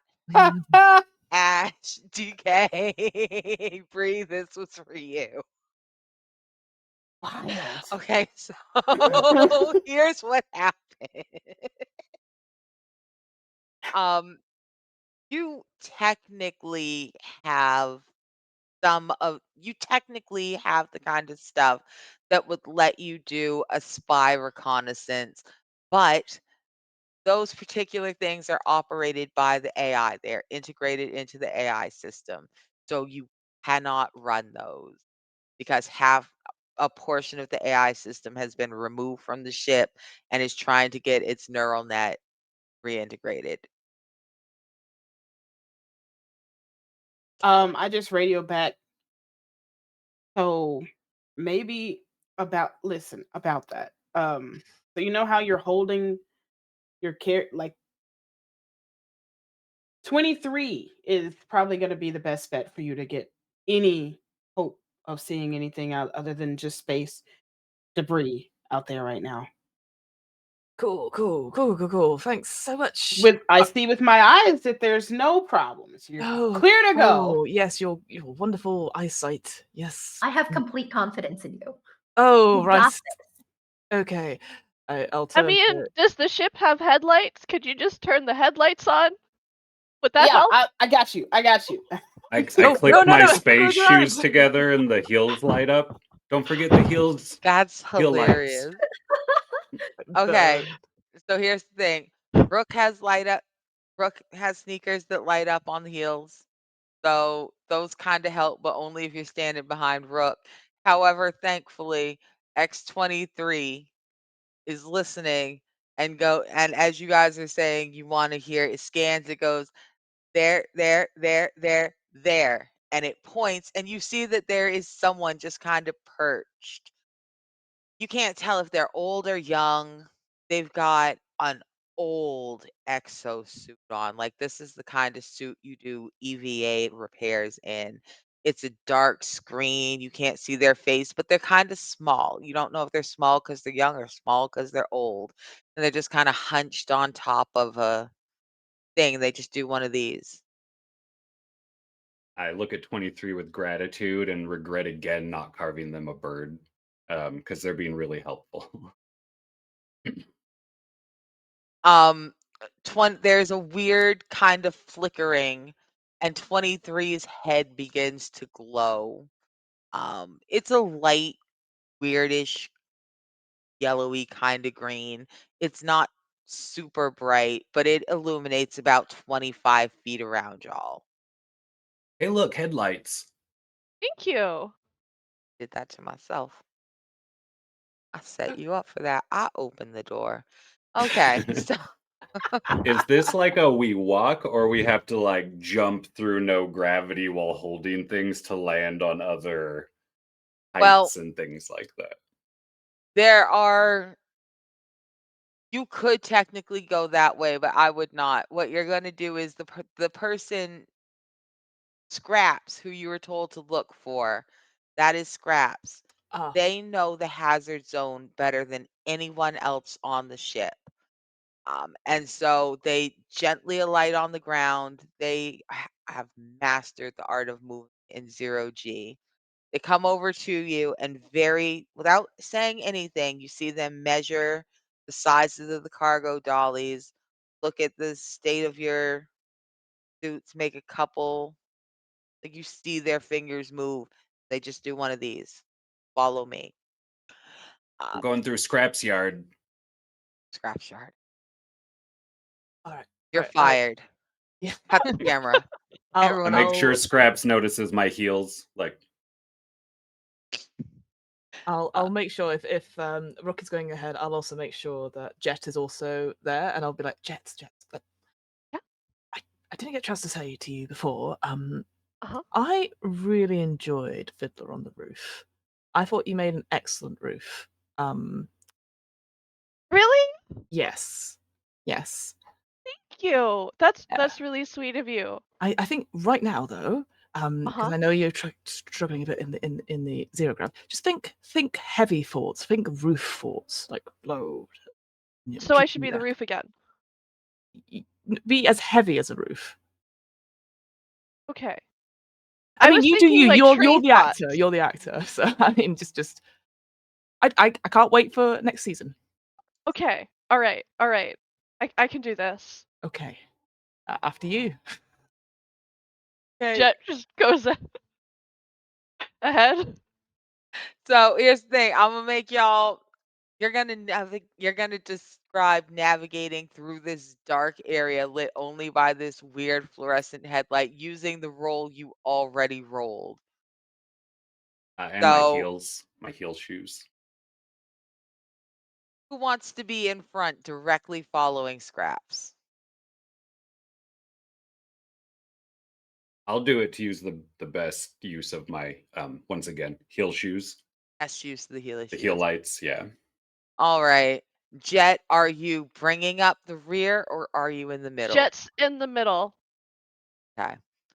Jet is in the middle, walking next to 23, and behind them is Bao, kind of keeping an eye on everything, pushing Yeah. the slightly smaller dolly. Yeah. Um, now, this area is, I mean, the good news is that you got everything strapped to the dolly, and in an emergency, you just have to lift the dolly over things. Problem is that sometimes you get overexcited and then you lift the dolly too fast, and then it starts trying to ricochet around, and you've got like half a ton moving on the end of your arm, and it's a pain in the ass. Um, so it does take you slightly longer than you would like to. In fact, you are noticing that the person leading you keeps looking back and forth, not between y'all so much, but between the X unit and the back of the ship and their wrist, trying to hurry you through faster. Mhm. But finally, you do get through. It takes about 7 minutes. 7 minutes in this absolute silent, airless, lightless, weightless, pitch dark. Um, and so it's quite a surprise the way everything is so bright and white. In the There's barely an airlock space. They couldn't waste it. It's exactly long enough for all of you to line up this way. Like a stretched out elevator. You are hit with a whole bunch of decon. The overhead showers sputter, though, in a way that lets you know that maybe they might be running low on some of their stuff. Uh, and then immediately, as soon as the door opens, there is Maggie. Um, Maggie is about 275 pounds. Maggie is 5'4". Maggie's got 9 fingers because she lost one of them, and in a gunfight, no less, blew her own finger off. It's fine. Look, I saw that on Mythbusters. It was real young. She learned a lesson that day, and she became a much better shot in the future. Really helped her knuckle down. Didn't I say Raw was fired? I love you being here. You're not fired. I'm Hey, having so much fun. Rook. This is Rook. Mhm. Oh, and she looks y'all up and down, and she looks through the distorted, semi-clear fishbowl plate of these raggedy old suits y'all have on. And she looks at Rook and she goes, "You son of a bitch, is that you? Hey, Maggie, still kicking. Get the Take off fuck my off my ship. space helmet and put my hat on right away. Not that hat again. Get the fuck off my ship." And she points further into the ship towards where the coffee is. All right, Maggie, good to see you. Um, she looks at Jet. You take your hair off. She goes, "Well, you are just too cute to be on this ship. Look at you. You look like a model or something." I'm an actor. Of course you are. I bet you are so good at it. Could you just put that over there, honey? Thank you so much. Yeah, of course. Uh, Val, you don't get the warm sweet. You get No. the business. Maggie's like, "All right. Alright. Now look, this Mhm. is," and she does the math. You said there were 42 and 76. Says this is 34. Here's what I can do. Okay. Here are the credits we agreed on. Thank you. Uh, it is it's a surprising amount for the hospital. It's like 5 credits. You were really only expecting that Maggie told you it would be 5, but you were expecting she'd be able to come up with 3 and some favors. Mhm. Maggie hands you a full fucking 5, as she Ooh, said. this is big bucks, Maggie.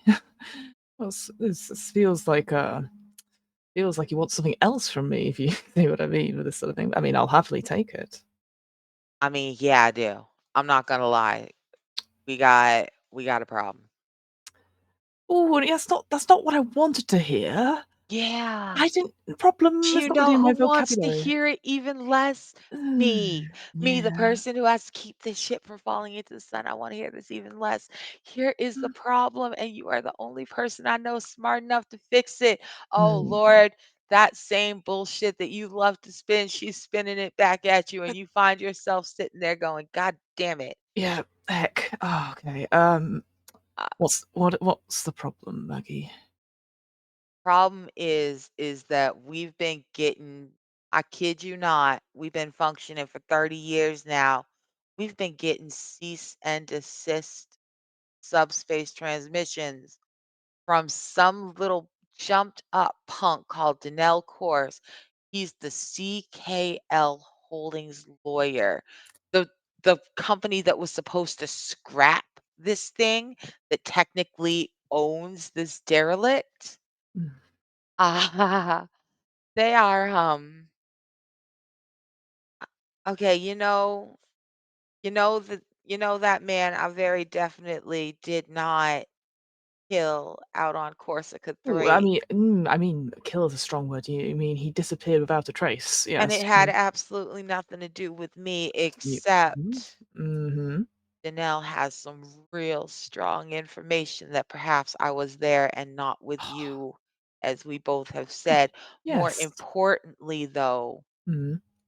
Scrap says that there's been some fucked up movement around the back. Oh no, that sounds like a different problem. You have No, you no, have an you see, admin problem, and then you have scary something at the back of the ship problem. I the don't. scary back of the ship problem's the same thing. Cause I said, "Scraps, can you go ahead and run me a diagnostic? Cause Mm-hmm. I ain't never seen no one better with machines that is not a machine."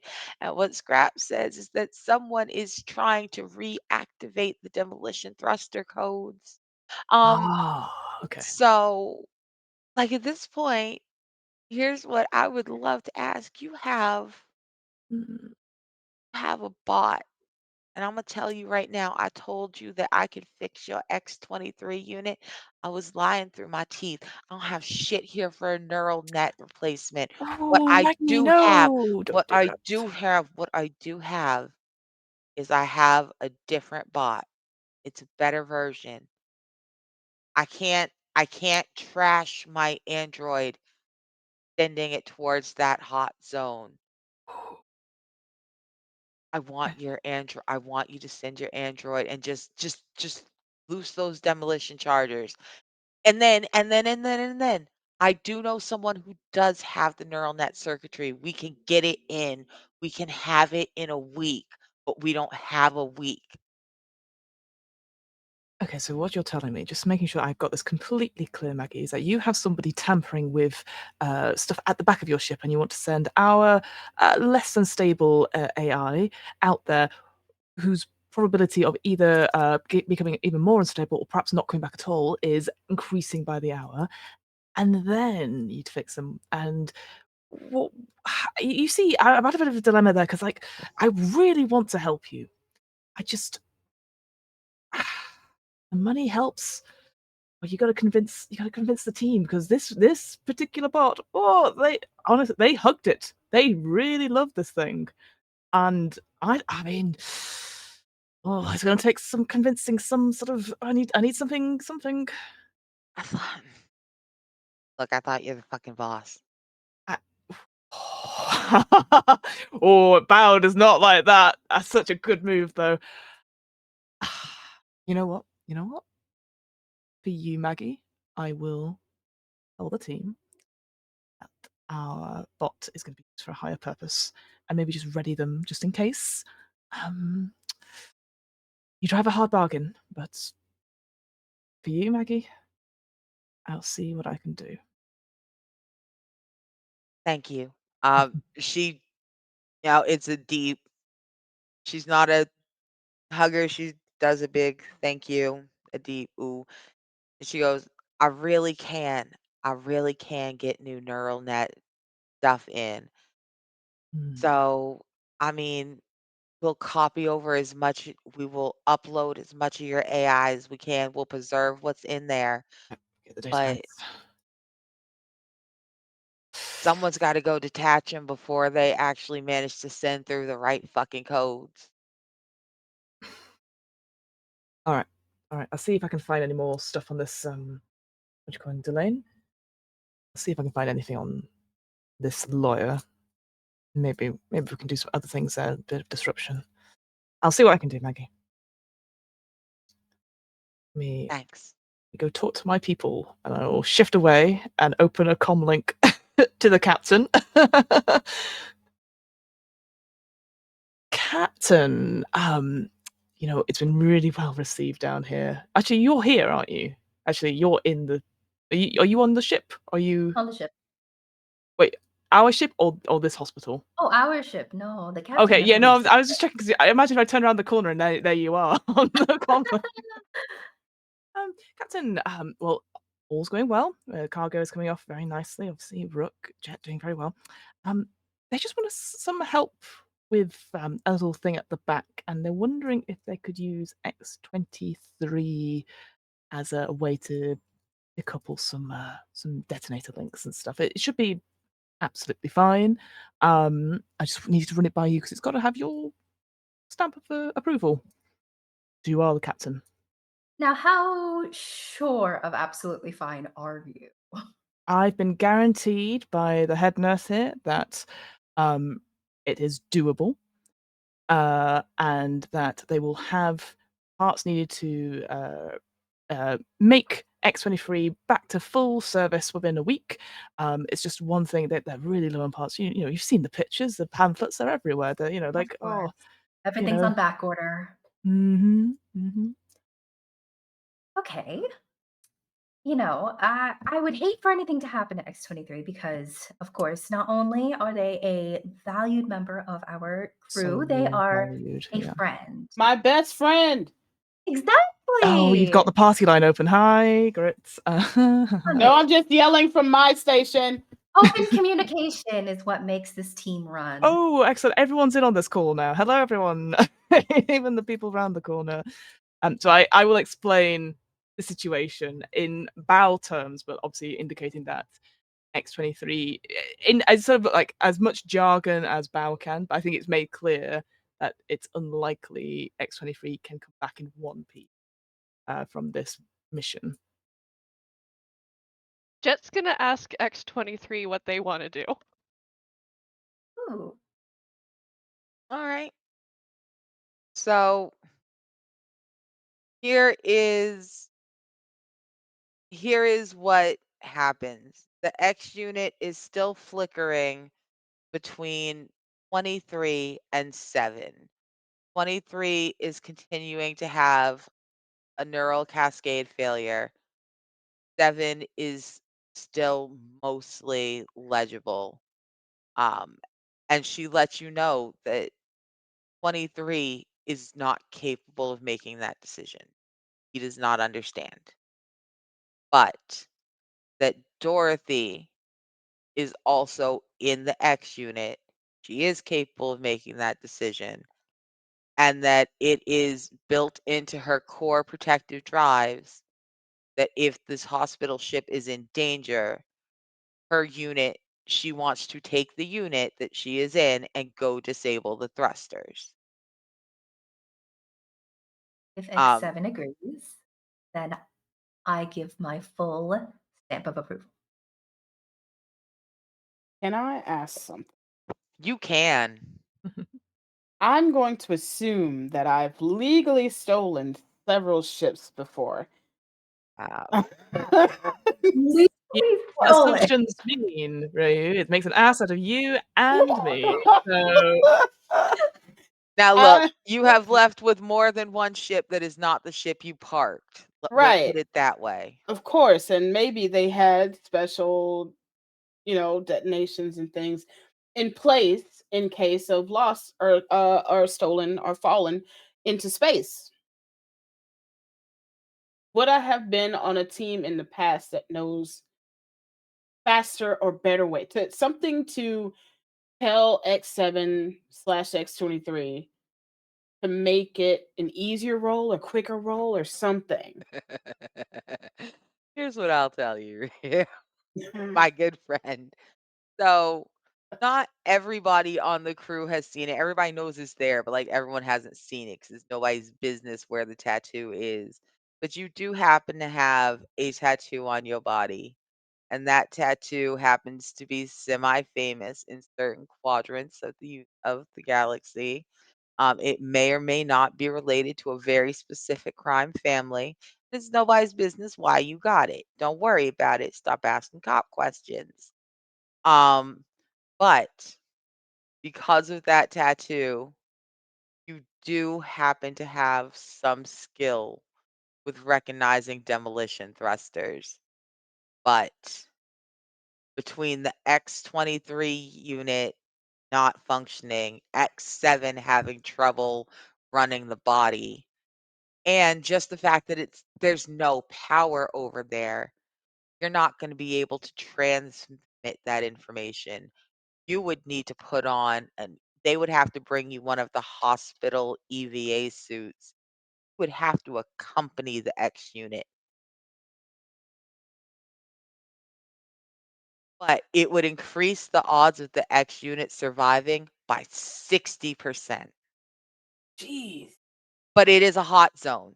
It is a hot zone. That's why you must have an EVA suit, and you're gonna have to move as fast as possible because it is irradiated. What do you wanna do? It's my best friend, but now I have to ask, why are we riding and why are we dying? um. Oh. Okay. 60% if I'm there. Now we're haggling. 60% if I'm there. Can we shoot for 40% if I just blurt out some jargon that I probably shouldn't know so that the unit can hear it? That way they can keep that in their memory while they're there? Because I think it's a terrible idea for me to go. It is a terrible idea for you to go. That's the deal I'm making. Yo, it's survivable. It's survivable. They have people run through the hot area all the time. You're not going into the 5 hours and you die area. You're really going into the it's okay. You've got a solid 5 years left of your life and you're wearing a radiation suit. So like you should be fine as long as you're in and out in less than an hour. Huh? Should be. It was the smile after that I know that I'm in danger. All right. Well, now look, Ralph Wiggins. You got to figure. Okay. All right. Okay. All right.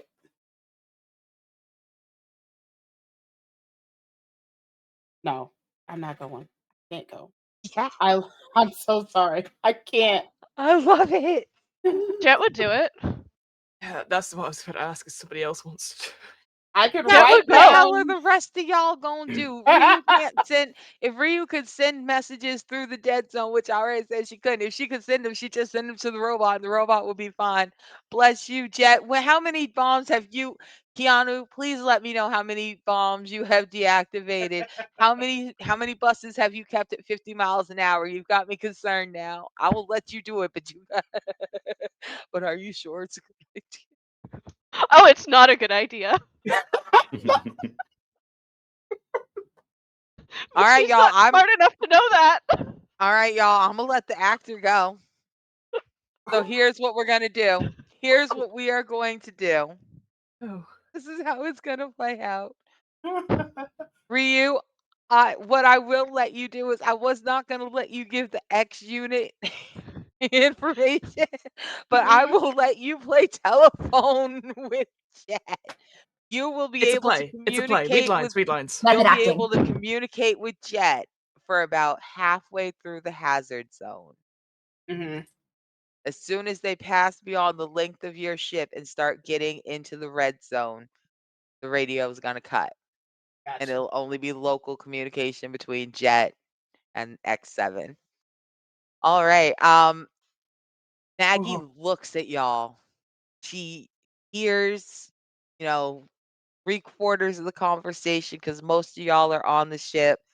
and she's looking back and forth, and she's got a look on her face that says maybe she didn't realize y'all love this android enough that one of your crew is going with it. And she's like, damn, we don't The even workout buddy. like You don't just abandon your workout buddy. she goes and she finds the largest EVA suit that they have available. And she starts prepping an entire room. They're like, what are you doing? She's like, nah, this room is for her when she gets back. We're keeping 2 of your crew for a week, and Imma take care of both of them. She is a fucking fool. She's cussing, she's mad, but she's setting you up like a sweet that just know you're a fucking hero on the Charon already. They get you in an EVA suit. I'm gonna let you roll again, see how you and 7 maneuver through. Um You've got what do you got? Do you have anything I can do that would let you have a special bonus? Is I have Lord a a special laser bonus sword. would be nice. You know what? You do have a fucking laser sword. So here's what you get to do. Badass. You get to if your roll is really, really bad, I'm gonna give you +2 for laser sword. If you use it turned off, you can use it like a walking stick, and if you use it turned on, you can cut through something, and hopefully you're cutting through the right thing. I'll make you roll when you cut through some shit, though. Do we have a deal? Okay. Okay. You're gonna Yeah. roll you're gonna roll 3d6, so you're technically rolling with an advantage. Roll 3d6, throw out the lowest one. Now Uh-huh. add your muscle, and your muscle is 2. That's 9. That's Am I 9. adding the laser sword too, or is that a different roll? You definitely need to add the laser sword because you need it to hit a 10. So add the +2 for your So laser it's sword. 11. Alright. So, you and X7 is given a map. It's just a little chip is put in their hand, it melts into their skin, and you see it kind of flicker across their face. They are uploading it behind backlit so that you can see the map as well as them. It's not a great map. It's an old school sonar map. It looks like you're playing a video game in 1982.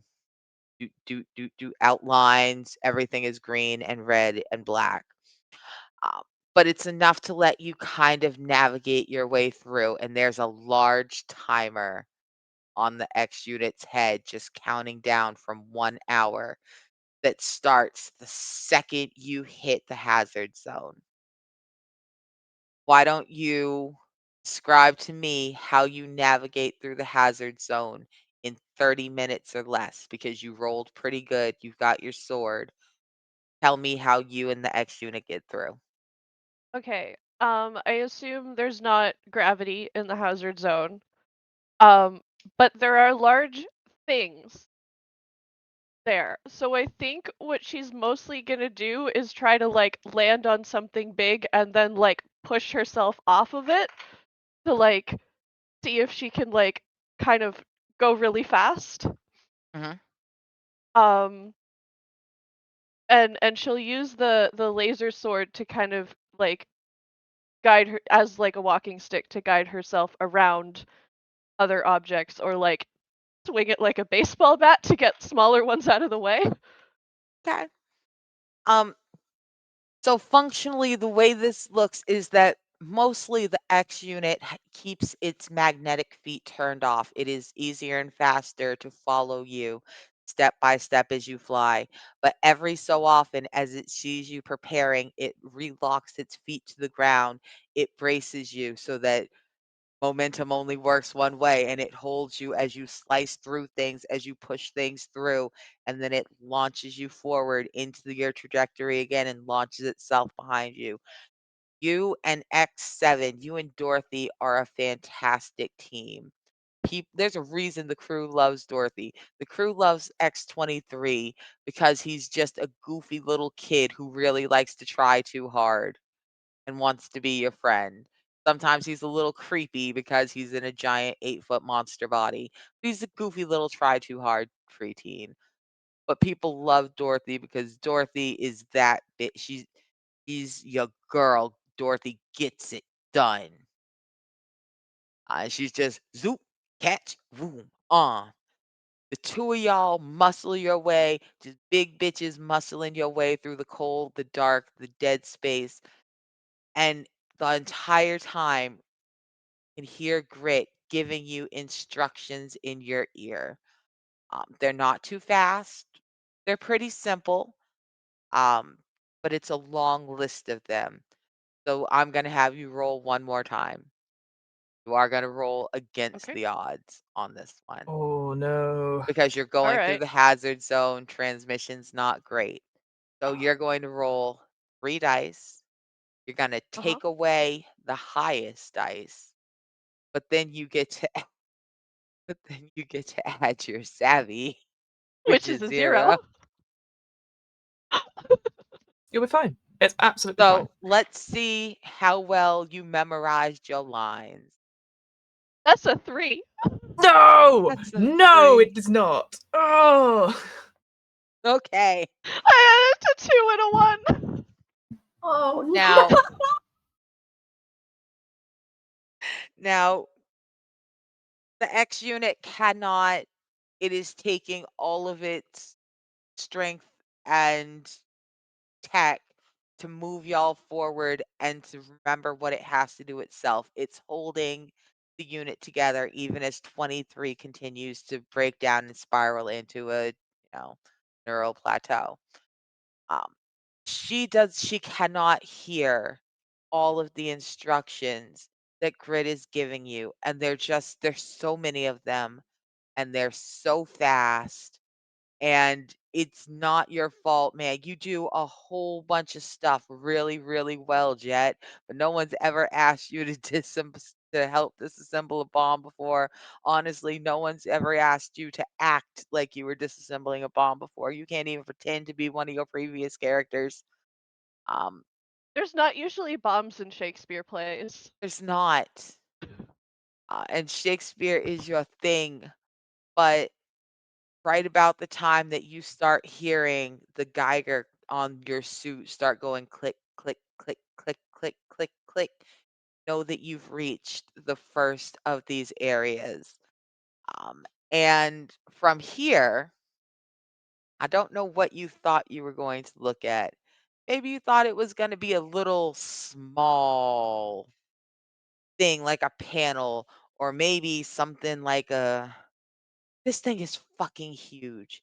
It looks like they shot a damn missile into the side of the ship, and then the missile opened up like a flower and bolted itself to the inside.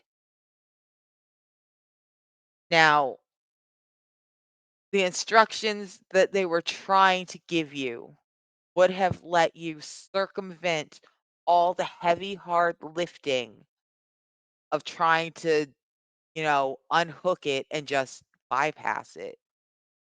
Don't Oh, well, understand but the any of heavy those lifting's what I'm good at. instructions, Yeah, I'm right? like, So, I there's mean, all the these good news is you're instructions. Why don't I strong. just lift it? Why would I do that's too many things. You could just lift it. Now, what you can do is lifting it's going to be instead of lifting it, you've been sent with tools. I'm gonna let you roll to see how fast you can remove this thing with X7's help. There Okay. and then we're just gonna multiply that by 5 because there are 5 thrusters altogether, and we're gonna see if you get out before you get sick. I'm a butthole. There, math. I love Math it. is great. I love it. So you are because you are strong and it's a physical task, I'm gonna let you roll with advantage. I'm gonna let you roll with the upper hand. So you're gonna roll 3 dice, get rid of the lowest one, and you're gonna add your muscle, which is 2. You do need got to hit a 10 or higher. I did not. I have a 7. You have a 7. Okay. I picked dice that don't like me, apparently. I'm They're not rolling fighting well. you today. That is Yeah. rough. Straight to jail. So here's the thing. You're able, you and X7 work together, but you don't have quite enough tools. X7 will be in the middle of getting something loose, and then all of a sudden X23 will be there just repeating, a random piece of information, trying to do Shakespeare, just trying to talk to you, and it stops doing anything until 7 can regain the body. It takes you 35 minutes to get this removed. I By the think time halfway through, Jet stops using the tools and just breaks out the laser sword and starts trying to, like, cut it off. I mean, Imma let you do that, but it's still gonna take you 35 Yeah, minutes because that's a armed yeah, warhead, and you're being very careful. yeah. Okay, so the good news is that you have successfully removed one of these. Know it can be done. Bad news is it took you 35 minutes.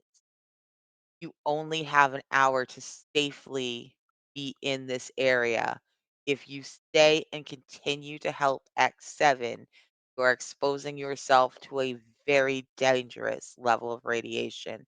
It will take you 2.5 hours to cut all of these loose at 35 minutes apiece. If you don't, it will take X7. Who knows how long it will take X7? X23 keeps overriding her. She may never get it done. What do you want to do, Jet Deckard? I'm gonna stay and help. Okay. So Captain Sunny, you are sitting in your chair. You've got a counter in front of you. You are the captain. You always know where your people are. I mean, you're real chill. You let a lot of shit fly, but you're not goofy. You know half the shit that's going on. Like, you're gonna pretend like you don't know, but obviously they didn't just trade 30 bucks of coffee. You don't have 30 bucks of coffee and toilet paper. And you know enough to know that you don't want to know more. The line Pamela James don't know Jack applies here. You like to know just enough to make sure you don't know too much. But you love your crew. These are your ragtag little goofy family.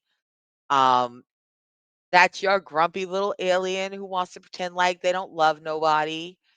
That's your like 20 armed fuckboy pilot who wanted a terrible name for your ship, but is so much better than they think they are, and they think they're the best around. That's your that's your actor, that's your mechanic who wants to go to a Kansas that doesn't exist, and that's your goofy robot, and you're watching time tick down, and you're watching the minutes, and you just know that any minute now you will hear Jet come back on as the clock is going 10 minutes. Any second now, 7 minutes. Just, "Hey, Jet, you there?" 3 minutes, and then the clock starts running ahead. We're past an hour, and you have not heard from your crew. Hey, just checking in. Anybody have eyes on Jet, perhaps? No, nothing here. If I may, after seeing Maggie, I'm pretty sure Rook took off his helmet and hasn't heard any of this.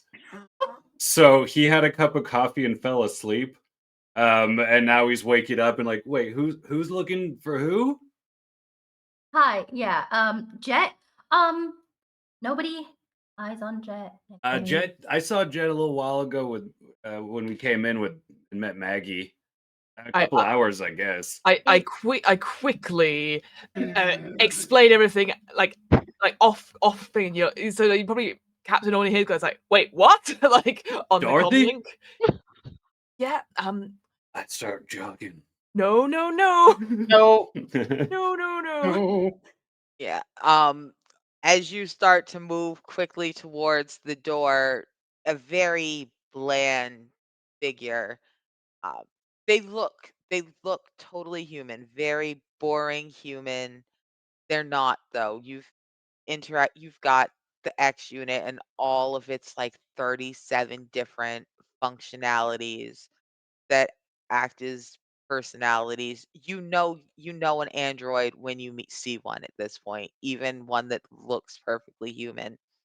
And this one looks perfectly human as they just very gently put their hands on your shoulder and go, absolutely cannot enter the radiation zone like that. I was just gonna look.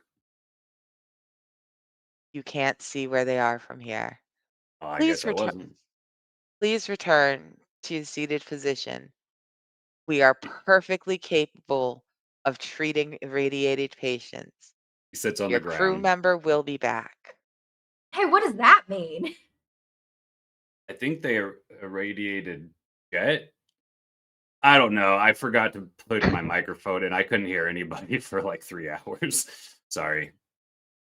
And Captain Sunny, at this point, Maggie jumps on the radio and gets real honest with you in a way that she was not before. She lets you know exactly how dangerous everything was. The fact that the entire Charon was at risk. They had no idea when those detonators would go off. If it went off when your ship was attached, then you were going too.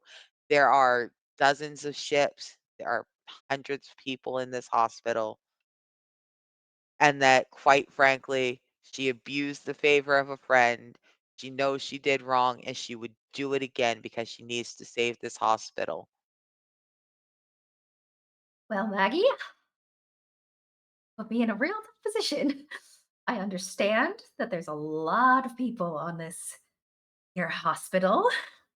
I wish you would have been a little more forthcoming with this information before I agreed to send two of my beloved crew members into a death trap, frankly.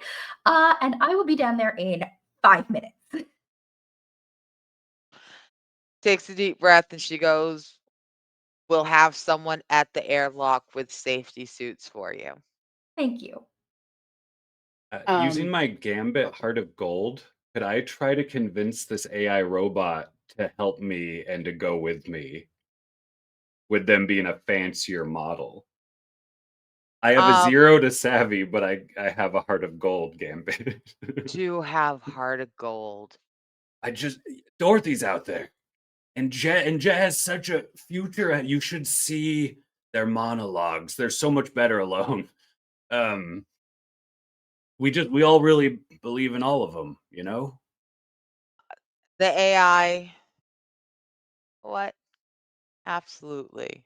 Let's take a look at that real quick. Heart of gold. Roll an upper hand to persuade. So go ahead, roll 3, throw away the smallest one. I just rolled triple sixes. I don't All right. I don't know if that's a bad omen. It's an excellent omen. Here's what happens. Yes and no. It's a great thing. The AI looks at you and it sighs deeply and it goes, there is no medical AI system a quarter as advanced as me operating anywhere in this quadrant. I cannot be allowed to go with you. The safety of this ship. But and she takes you over. It looks like a woman in her early 30s, very plain, not particularly interesting in any way, but you know, not ugly, just an uninteresting looking person that you'd look past.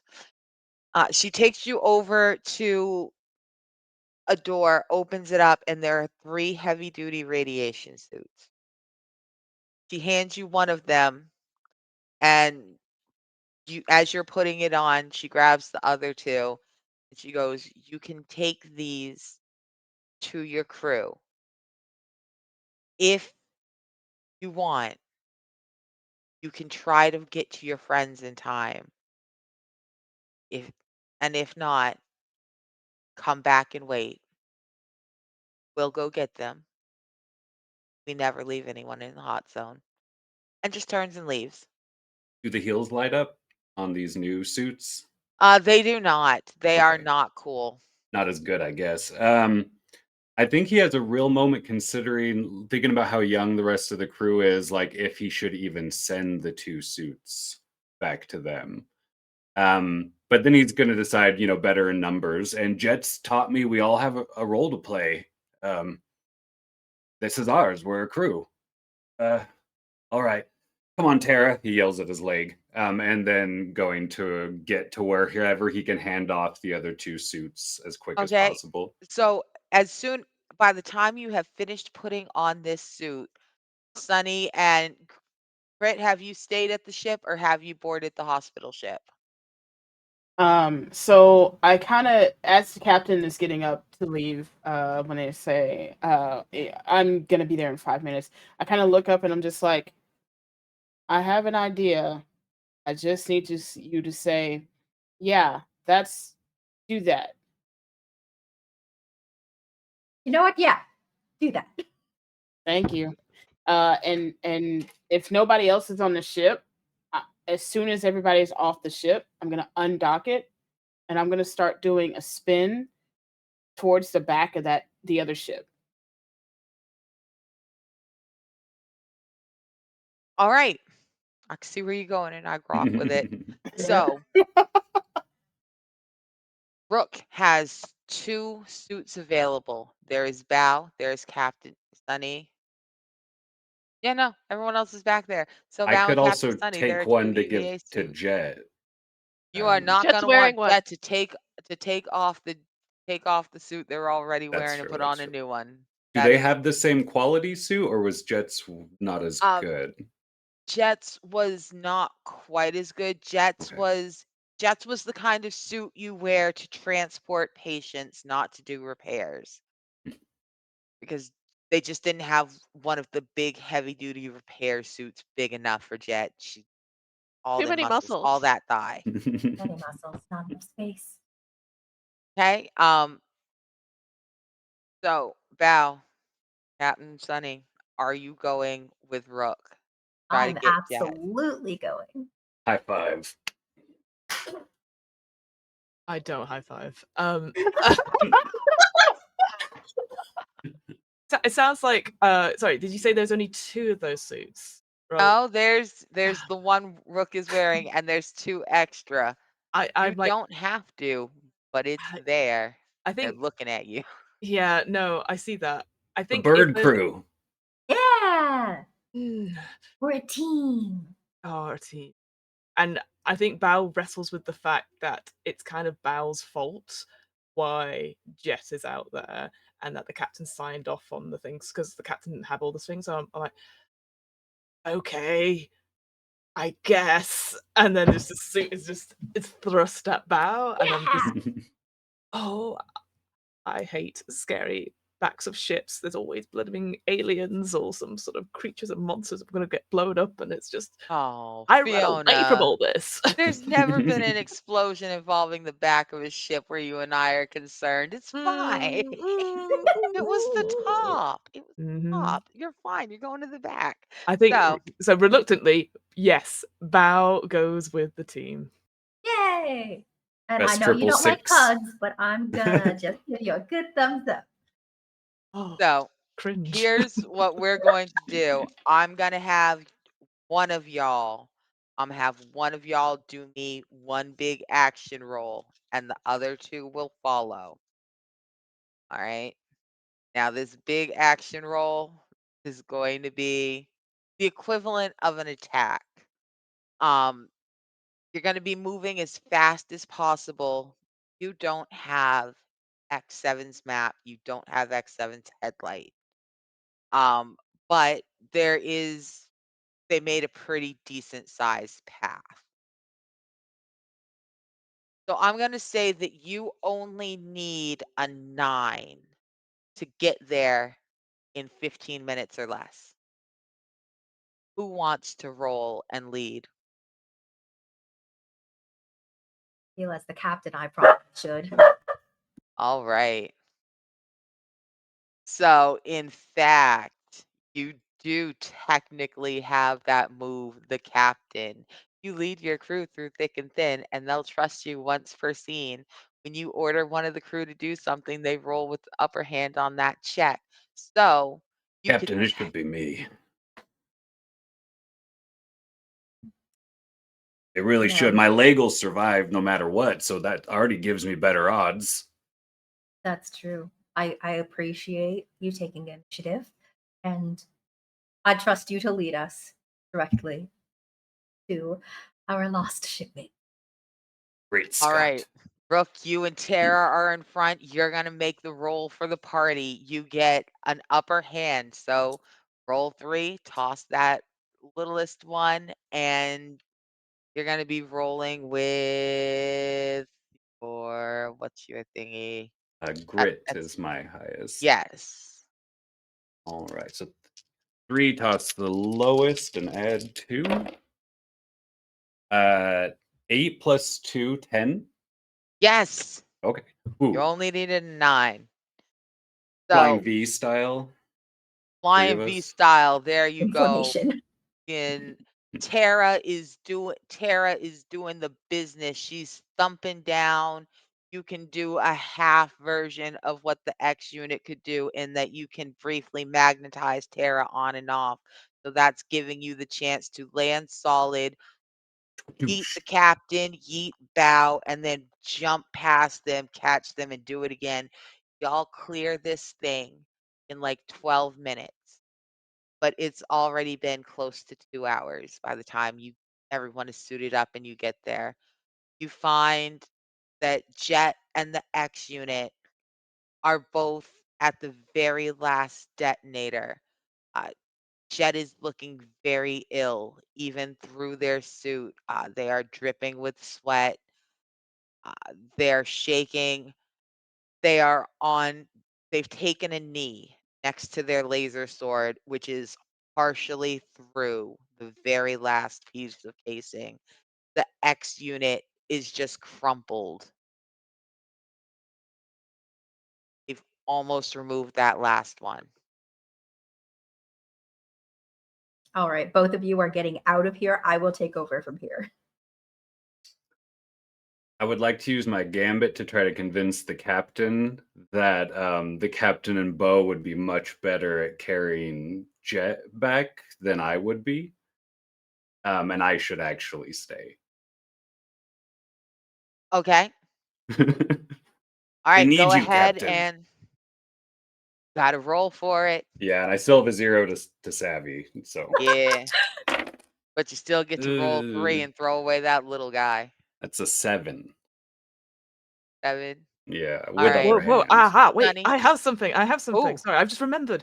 I have whatever it is. Is it a gambit as well? Lucky. Luck smiles down upon you. Once per arc, you can force yourself or any other character to reroll a single check with either upper hand or against the odds and choose either result. Does that work? does. You So can re-roll again. I see Rook is like struggling, and I will just grasp his hands and help with the cutting.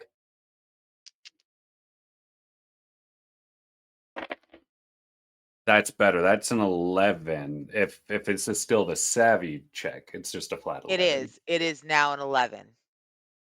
Ooh. Okay, you have made All it. right. So you can do one of two things. Y'all can My Little Pony this shit. You can power of friendship. Everybody grab Jet's big ass laser, try to cut through the last piece, and then grab them and run together. Mhm. Or Rook, you Or can stay behind and do it yourself.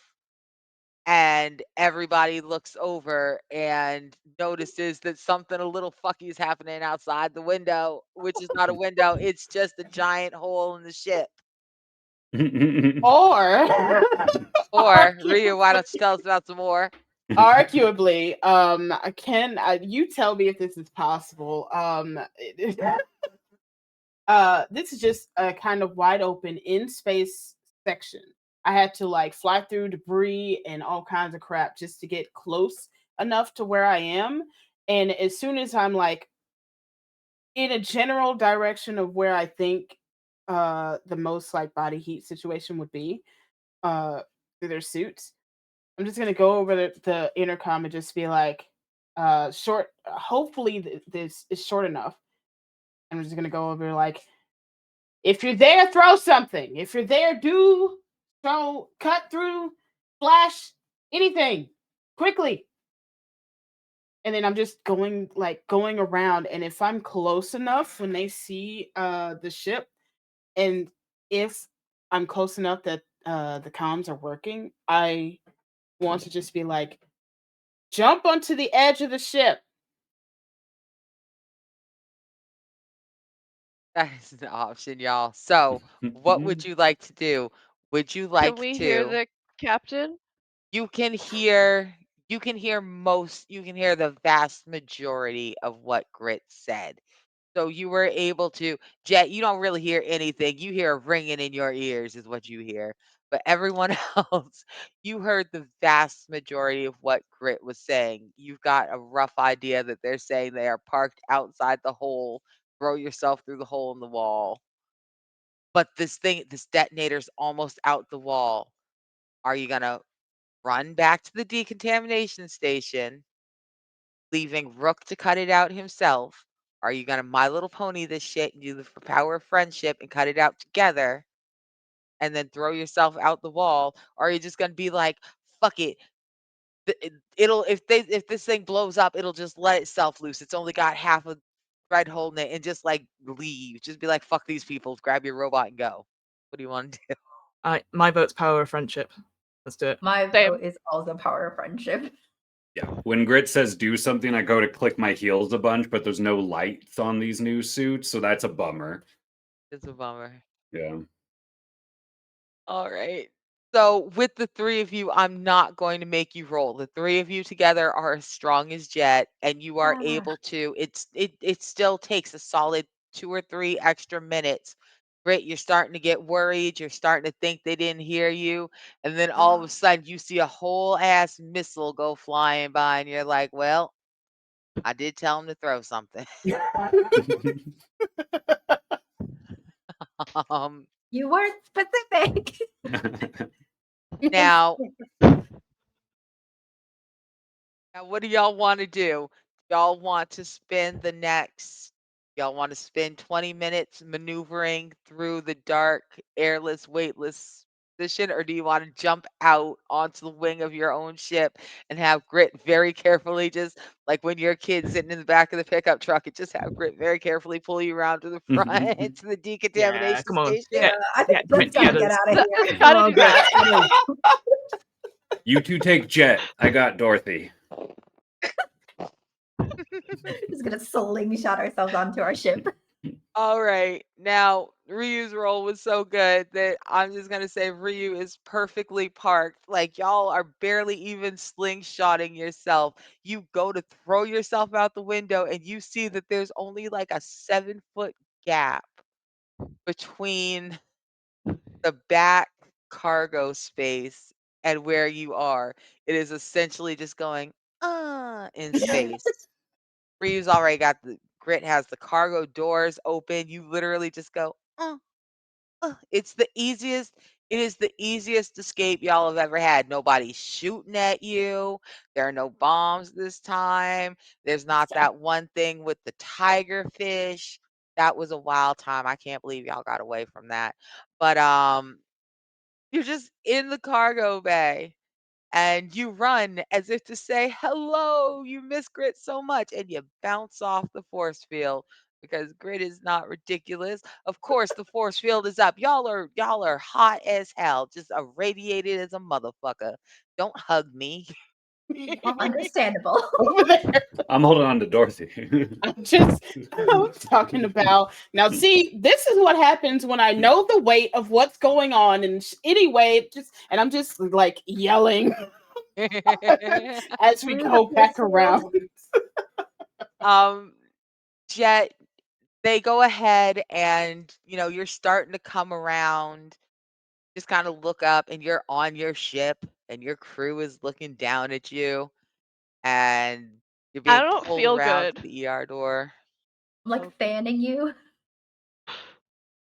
You're such a good actor, Jet. Yeah, you're such Thought a you were good gonna actor. die. We're fanning you while being fans of you. I don't think fanning is. I'm wearing a suit. Jet is wearing a suit. Do not take it off. You will expose some excess radiation. So that's why I just let y'all keep fanning because that's funny as hell to me. But great Group as you hug. pull up. Oh no, don't hug, you're I'm- I don't irradiated. love that. So as you pull up, Maggie is just waiting for y'all. She has some drones, not a big AI or anything, the kind that you can replace as necessary. She's got a bunch of drones in radiation shielding and lead wrap, and they're all waiting to unload. And as you all roll by on stretchers, even though Bow, Brooke, Sonny, you're all insisting you don't need stretchers. You're perfectly fine. You were only out there in the radiation for like 25 minutes. You got this. And Maggie's rolling her eyes. But as you roll by, Bow, she looks at you and she goes, maybe two favors. Pats you on the shoulder. Got on big, heavy lead lined gloves. And I hope that hospital, I hope the other hospital really did need they shit very fast because you guys are about to spend 2 weeks, all expenses paid at Cheron Hospital. But the good news is it won't fall into the sun while you're there. Hooray! Yay! Hooray! And with Don't that, you? Forget about me. Absolutely. As it goes into the sun. Yes. Yeah. and with that, we have actually completed our adventure, our one shot, They Laurel the Graves of the Dead, from the Orbital Blues Afterburner Kickstarter. Yay! Which is funded, but still fund more of it anyway. So let's go ahead and say goodbye to our cast who have been spectacular. I've loved having them here. Why don't you tell us a little bit about who you are, where you are, and what you're up to? And we will start going backwards. So we're going to start with Morgan. I'm Morgan Eilish. You can find me at Morgan Eilish on Twitter or Blue Sky. Um, yeah. Awesome. Thank you so much. Rook, how about you? I'm Rara. I'm mostly just hang out on Blue Sky. Uh, I'm in a play of Old Gods of Appalachia every Tuesday for another like month and a half or so, and a few other things coming up. But I just like playing games with folks. Fantastic. Thank you so much. And Fiona. Hello. When I'm not playing a ruthless, horrible person who has feelings, you can find me on What Am I Rolling, which is a twice monthly RPG one-shot podcast. I also do the DM's book club if you're like, I don't like any other RPGs. And spoiler alert, you definitely should like other RPGs. But you can find those wherever you listen to podcasts. And yeah, I just want to second this amazing Kickstarter, Orbital Blues. It's a UK publishing house. There's a UK tabletop RPG company, which I'm always like, yes, absolutely do that for. And just thank you so much, Arnica, for what an incredible game. I'm so glad I got to be a part of this as you GMing and got to play with all these lovely people. So thank you very much. You. All right. And Zoe, All right. You can we're find me almost at done. Potato on Blue Sky and Twitter. There's a link to my website in the chat. And yeah, go support the Orbital Blues team. This was a lot of fun. Thank you so much. Ryu? Hey everybody, it's me. I'm Ryu. She Day pronouns, always thembo, and my internet's back up. So guess who's going to be doing more random streams? It's me. But between that and then now and whatever, here on Girls Running Roads, I will be doing the Roll for Luck finale on Wednesday night at 8 p.m. Eastern, and it's going to be a doozy. So definitely check that out. And yeah, I like being a fly boy. Haha. Me too. Fuck boy, fly boy. Anyway. Fuck boy, fly boy. All right. And thank you so much, everyone, once again for showing up. I've been Arnica, your GM and the Director of Operations here at Girls Run These Worlds. I have been just absolutely thrilled to have gotten the chance to run this Orbital Blues Kickstarter event. I love that I got to run the Laurel the Graves of the Dead. There are so many amazing characters, storylines and options on this one module that I never even went near. Absolutely must back this Kickstarter so that you can see all the shit I didn't do, and you'll be like, "Why didn't you do this?" And the answer will be, "Because I only had 3 hours, my love." You can please go ahead and check us out here on Girls Run These Worlds. Check out our Twitter. Don't check out our Twitter. Twitter's terrible. Check out our Blue Sky. Check out our Instagram. We have a Twitter, but stop using Twitter. Um, and then I'm almost back with season 2 of Avatar Legends, A Reign of Smoke and Ashes over on Valdorant's channel.